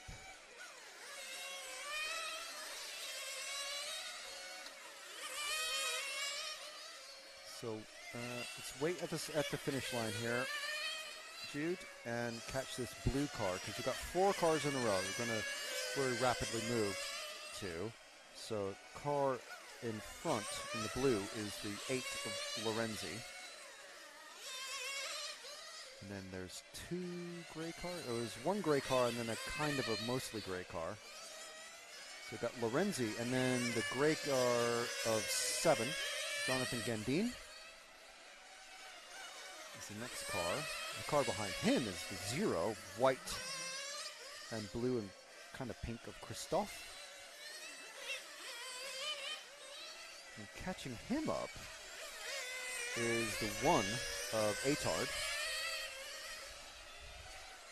And I think the 6 is out of place. It's Hidalgo. I think that's the car that went into the pits for a mystery pit stop.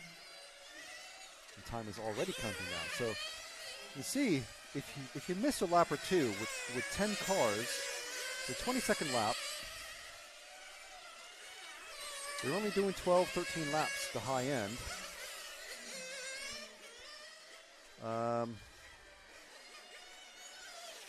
It's difficult to get all 10 in one run, but I think we've covered most everybody. Hartong in the car 4 was... did we cover them?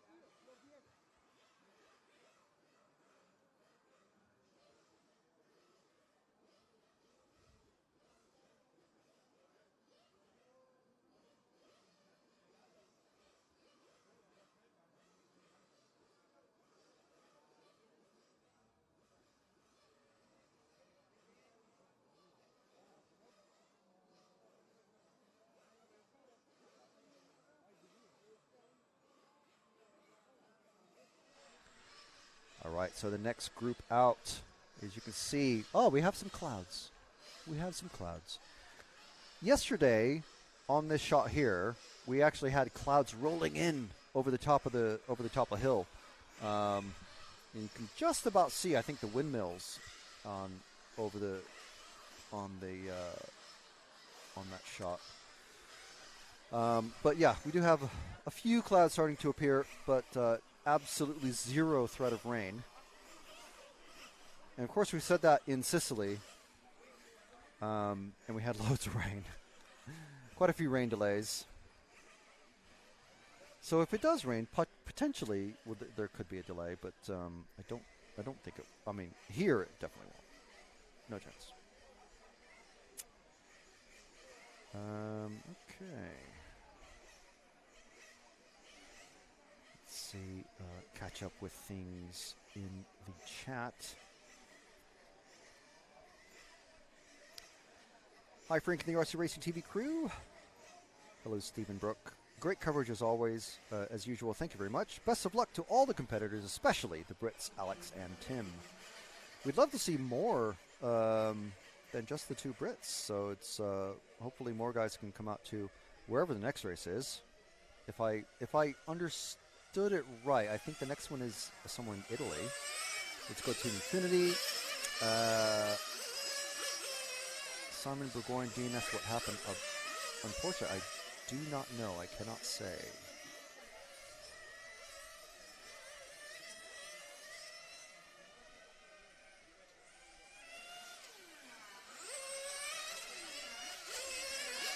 Yeah, we're not really. Well, we're nowhere near the pits. We're about as far as, almost as far away as you can be from the pits. So we can't really, unless we see like a car flame out or get hit in front of us. We don't know. I see Dominine out there. I see where is Nicola? Is in car 1. I see him there.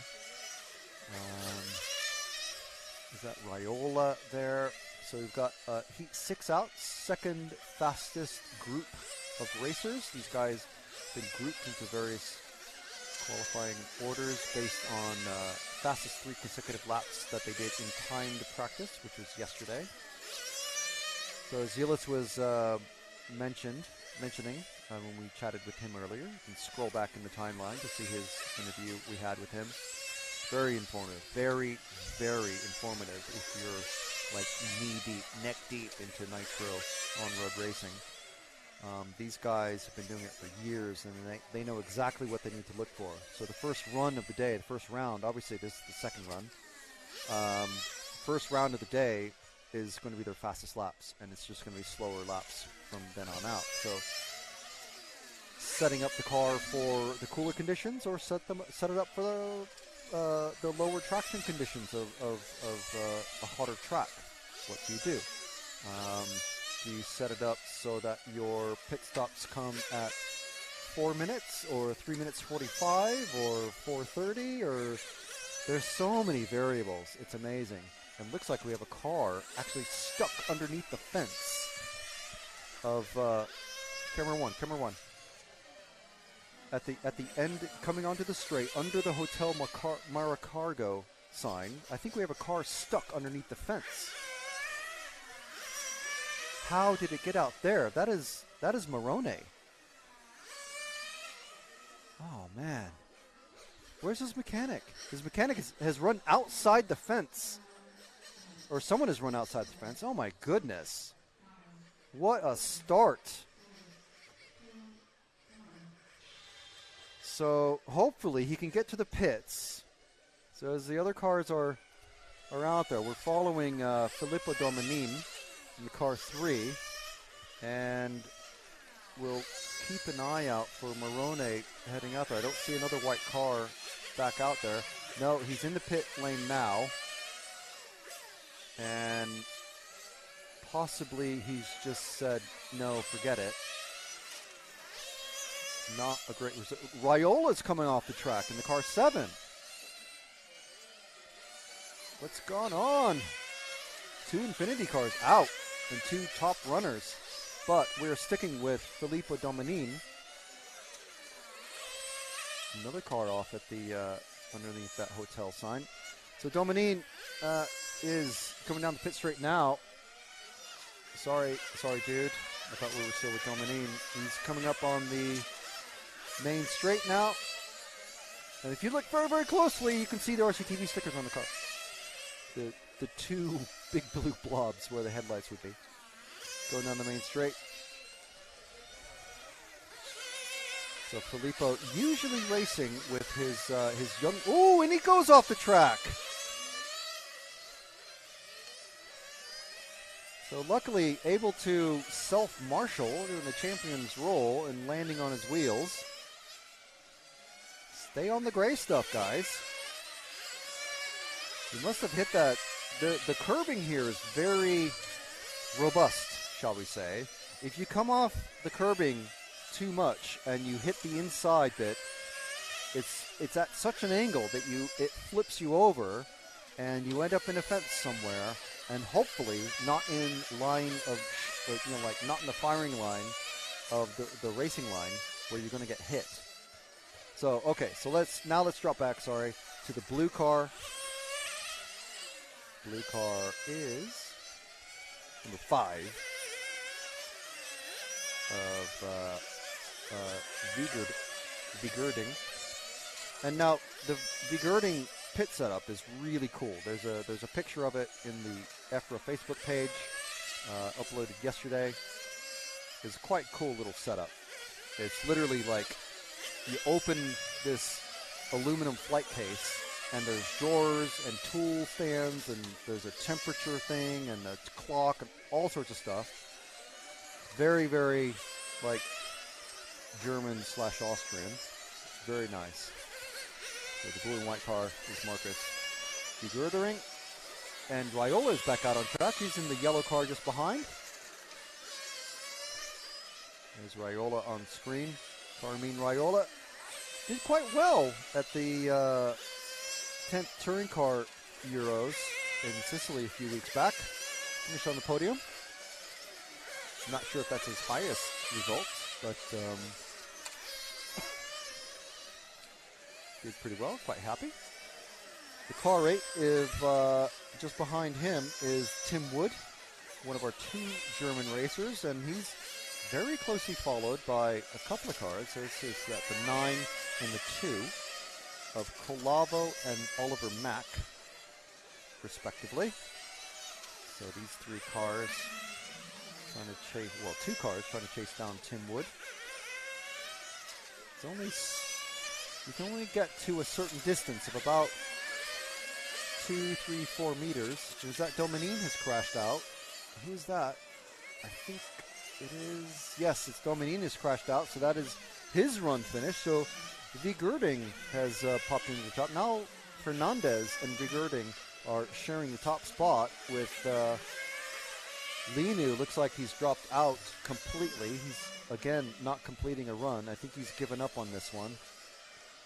He's had a stomach bug. So Morone gave up after being stuck in the fence for a couple of minutes. Dominine has stopped. Raiola is basically just, he's not going to get any result out of this one, but he's obviously going to, if this is his Morone and Dominine's throwout, Raiola's going to finish better than them, obviously, but only just. So there's our, it's a high fallout rate on this one. That's heat 6. Heat 7 coming up, our fastest group of racers. There's Fabio Dominine, father of Filippo. He's carried off his son's car.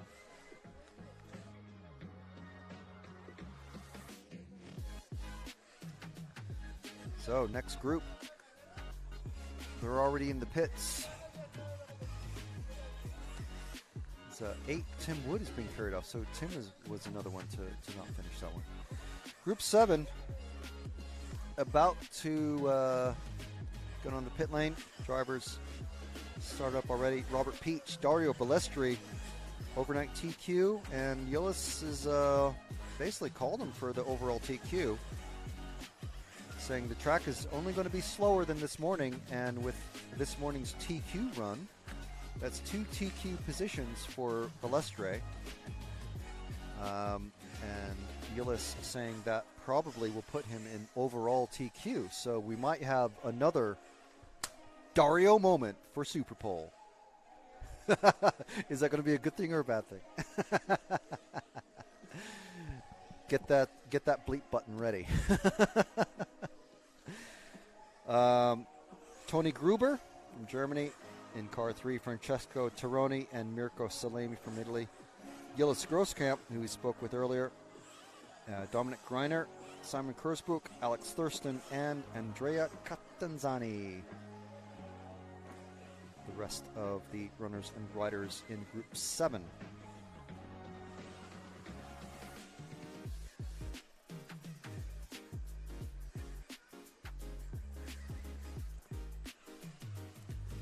So, we're just waiting for the track to be open here at the 2023 EFRA 1/8 IC Track European Championships here in Vila Real, Portugal. Beautiful clear blue skies above us, 27-degree temperature. If you're in the States, that's 80, just over 80 degrees Fahrenheit. Beautiful day. A beautiful day for nitro racing and 35,000 RPM going down the straight. Right, Matt? Thumbs up. I did. Yeah. All right, so after this race, we're going to hopefully talk to as many of the top drivers as we can, because they don't have to marshal. And then we're going to have a bit of a lunch break and have a break until 1:50, and that's GMT, 1:50 GMT for the start of round 1. Group 6 and 7 are out next time at 2:40 and 2:50. And again, that's GMT, BST, CET -1, whatever you like. That's the next time these guys will be out on track today. And then at 4 o'clock, we're going to have SUPERPOLE, which may or may not start exactly at 4 o'clock, but it's scheduled for 4. But because it's the last sort of thing for the day, it may be delayed by five or so minutes. But basically, it's going to be, I think, 5 minutes of warm-up for everybody, and then everybody comes in. And so, well, let me explain SUPERPOLE. So the top qualifier of the race will basically, they're directly into the final. Perfect, great for them. So they get to sit back and watch the next 4 racers, the next 4 fastest racers after qualifying, attempt to get straight into the main final. And how they do that is they do the SUPERPOLE. So they have a few minutes of warm up for those next 4 fastest racers, and then one by one they go out and they have 3 minutes of warm up, and I think it's 5 laps maximum, or maybe 3 laps, I'm not sure.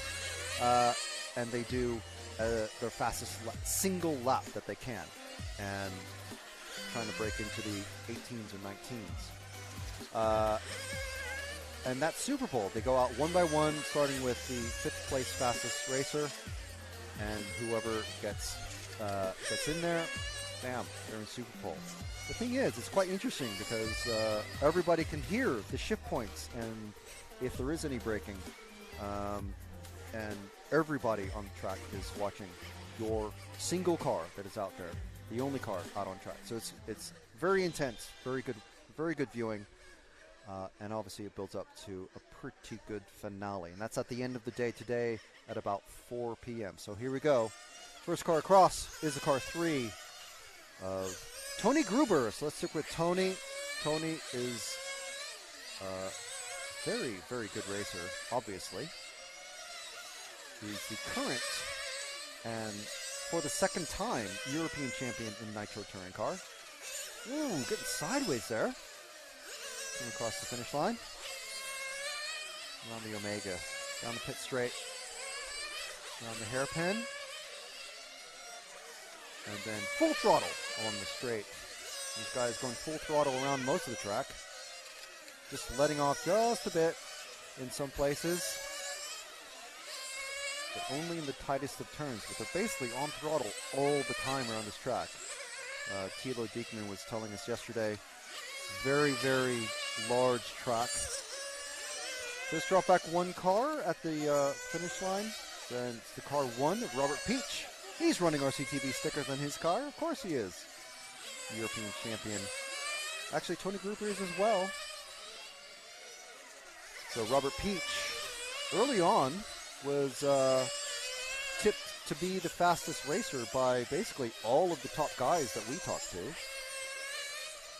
But it looks like it may be the next car behind him, who dropped back one car, Dario Balestri in the white and gray. It may be that Dario ends up being the overall qualifier, overall top qualifier. But it's a 45-minute race. Anything can happen. As we were talking with Tilo earlier, Greiner won from 6th position on the grid, fell out of the race completely to 11th position, came back and won it last year in Valencia. And that's only 1,000 kilometers away. You know what that means. Right, Matt? It's anything can happen. So Dario about to put a lap. Oh no, we're with, we've swapped around. We're with the 5 and the 6 of Salemi and Grosskamp. They're quite close together. The Grosskamp potentially being held up. Running 5th, Salemi's, yeah. I think Salemi, referee's maybe not calling Salemi to let him by. The next car behind.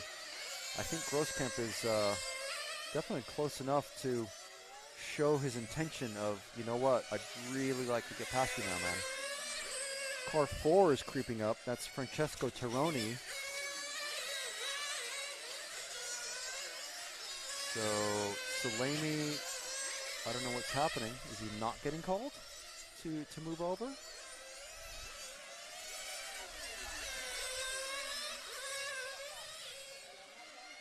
There he goes. Gillis saying, okay, if you're not going to give me the space, I'm going to take it. Salemi getting up on the curbing just a little bit, and zooming past comes Grosskamp. So we drop back to the second of the yellow cards. There we go. That's Francesco Tironi. Let's see what Tironi can do against the immovable force of Salemi. These two are fellow Italians. I'm sure Francesco will be aware vaguely. Oh, see? Look at that. Slams the door on Tironi. Not really what you should be doing. It's a qualifying run.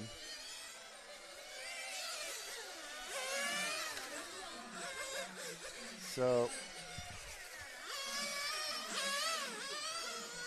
yeah, I don't see any remonstrations or anything like that on the rostrum.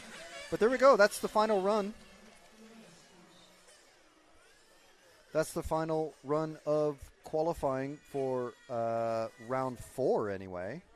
Round 5 coming up once again at 1:50 with the fastest groups of racers, the two top heats, as we like to say, coming out at 2:40 and 2:50 today, and that's GMT time. We'd like to thank X-Ray, Team X-Ray, the Hooties. We love a bit of Slovakia. I still have a shopping bag from the Lidl in Slovakia. That's my new thing now, as I collect the foreign shopping bags with like very obvious foreign writing on them. That's my new thing. So rather than get a T-shirt or a fridge magnet or something, it's like, okay, I'll do something different. I'll get the shopping bag somewhere where I go. So anyway, yes, we'd like to thank X-Ray for helping support us, and Lens Bodies of Nicola Morone, providing us support and help.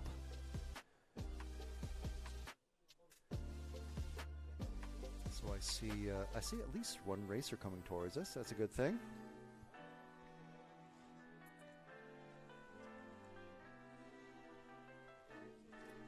So we're going to have a chat with as many racers as we can have a chat with, that Matt can corral for us.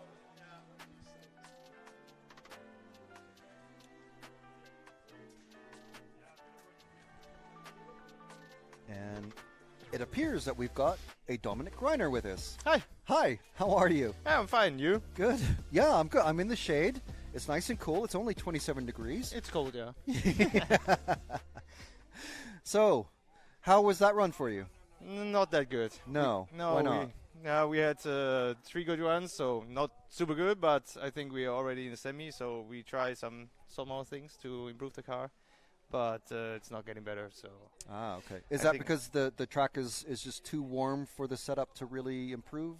No, you can improve, but also the track changed compared to today in the morning. The run in the morning, the track was cooler and a lot more grip and also more power from the air. But we look for some steering all the time, so it's not easy. Yeah, Tilo is saying that you prefer to have a lot of a nose heavy car rather than more grip on the. No, you can come through. It's okay. So our race director walking back past us, he was saying that the new thing with the gurney flap is with the serrated with the teeth on it, but you prefer to have the straight gurney flap. Yeah, because that one with the teeth give you even more grip. I don't know why, but it is. So, but it's not suited to our car, especially not for here. So, yeah, we have one good setup from yesterday that was pretty okay, and I am running already with the final setup. So I do no changes for the semi. So I think for the long run, it looks not that bad as it actually looks at the moment. But it can be even better now, but it's not possible at the moment. Yeah. Okay, so I think Matt's not here to he's off corralling someone else for us to be our next victim. But normally we'd have our overall results after Q4 pop up. But do you know where you sit at the moment? The last run I was 5th, but Robert was still behind because he had one not good lap. I think now it's 6th or 7th. Yeah, 6th. Okay. Yeah, that's super good because I don't want to be in a SUPERPOLE because I'm not competitive on one lap for sure now. Oh, well, that's what I was getting to with SUPERPOLE. So no, you don't want to be in SUPERPOLE at all. Make no sense. So on one lap, makes no sense. So to be 6th is super good. So I have a good starting position and can stay that position in the same. You love 6th position, don't you? Yeah. At the moment, yeah. No, I never won a SUPERPOLE. It's not my style, and I'm not doing the car to be fast on one lap. So yeah. I make it drivable and good for a long run, even on small tires. So for the long run, it's another story. Yeah. So I mean, it's obviously, historically, that's kind of your thing now. Yeah. You should get a shirt that says 6 to 11 to 1 or something like that. Yeah. No, okay, we've got our next victim lined up already, so we'll let you go and get back to the pits. All right. Thank you very much, Dominic. Thank you. Thanks. We're just here. All right. Thanks, Dominic. Thanks. All right. So our next victim is, there we go, Mr. Tony Gruber, also from Germany. Tony, how was that last run for you? The last round was from the beginning, first lap, really, really good. The pace was good. Also, my father say against Dario, I'm in front. So I just push every lap, and I make 2 mistakes in the last 2 laps. But Dario also in the last lap. So, luckily I was in front in the end. Yeah. Okay. And so do you look forward to SUPERPOLE, or do you hate it, or do you just not mind it, or it's just part of the thing now, or? Because with the engine, I really looking forward for the SUPERPOLE, but now we can focus for the TQ. Yeah. Now it's 1-1 with Dario. He made 2. I made 2 also. So now last round decide, and then push hard. So, what kind of? I mean, I'm not going to ask exact what changes you're making to your car, but what sort of changes do you make to your car when the track is what it's going to be? Where it's getting hotter and hotter. Today against tomorrow, for example. No, well, from this morning to Q5. What kind of changes do you make? I imagine they're very, very subtle but very important changes. For the moment, the track is, for us, nearly same. In the morning you have more grip overall. When it's getting hotter, you have a little bit more, a little bit less grip. But in this side you can make a little bit the ring out in the rear, or maybe start a little bit the toe. From my side, the temperature is not so important now. When it's 28, 29, 30 degrees, then we change something. But now, for the moment, the car is stable. I can focus on my style and can push. Okay. So for the moment, is everything good with the temperature? Right. Okay. Well, yeah, I've got a little temp gauge here. It's 27 degrees air temperature in the shadow right now. So yeah, we might be getting to the point where. Yeah, now I see 27. Yeah. Now for the lunch break, we decide what we do for the last round. If it's getting hotter, then we will do something. If it's day 27, we will keep with the setup. Okay. All right. We've got our last, I think, victim lined up already. So we'll let you go and get back to the paddock. Thank you very much, Tony. No problem. And get off you. Okay. All right. Thanks, Tony. And here we are. Mr. Robert Peach. Hello. Good How to are see you you again. Yeah. So, well, I've just been asking the other guys how that last run went for them. So, how did it go for you? Something happened on the car?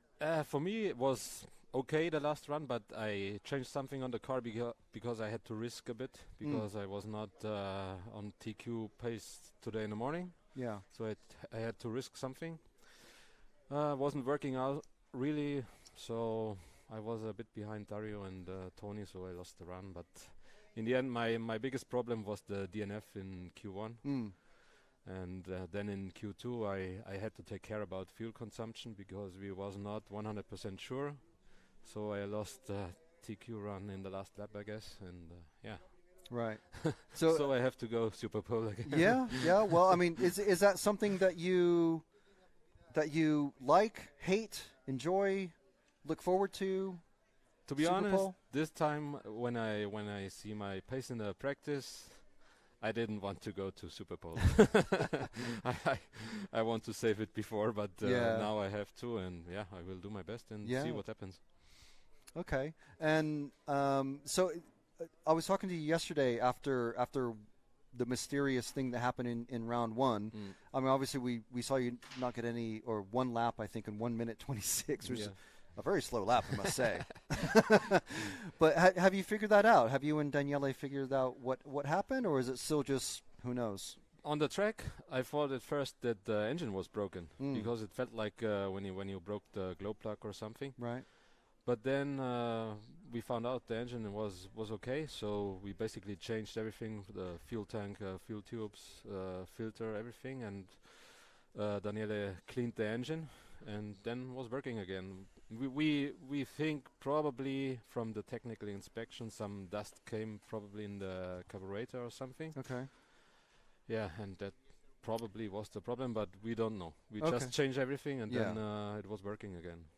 Okay, so just to clarify, that I imagine that they take off the air filter and measure the carburetor inlet, right, or something like that. They take off the air filter and also the fuel tube. Okay. To check the size of the fuel tank. Yeah. And then maybe a little foam part or something came inside the carburetor. We don't know. Yeah. But might be the problem because usually it's you don't have such a big difference just from the setting of the engine. Yeah. So okay. All right. Well, it's one of those mysteries of racing, I suppose. Every car gets checked. It's not just the top guys, just so everybody knows out there. But yeah, every car goes through technical inspections: the weight, the body size, wheels, everything, the engine, fuel tank, and everything. Okay. Well, we'll let you get back to your pits and enjoy your lunch. And but I guess not too much because you have to prepare for a Q5 and then SUPERPOLE, hopefully. I think I will already prepare for SUPERPOLE because this is now more important than Q5 for me. Yeah, okay. Okay. All right. Thank you very much, Robert, and good luck for the rest of the weekend. Good to see you here. Yeah, great to see you. All right, so there we are. It's the top racers just before they're heading off to lunch. So meanwhile, we are going to have our own lunch. And enjoy some of the wonderful local delicacies of Portugal here from Vila Real in Portugal. And yeah, we want to thank X-Ray and Lens Bodies for helping us bring you this live coverage of the EFRA 2023 1/8 IC Track European Championships. In the meantime, until we come back, make sure you subscribe on YouTube. Hit the bell icon so you're notified when Q5 is about to start, or just keep your Facebook page open, and we'll be back. My name is Frank McKinney.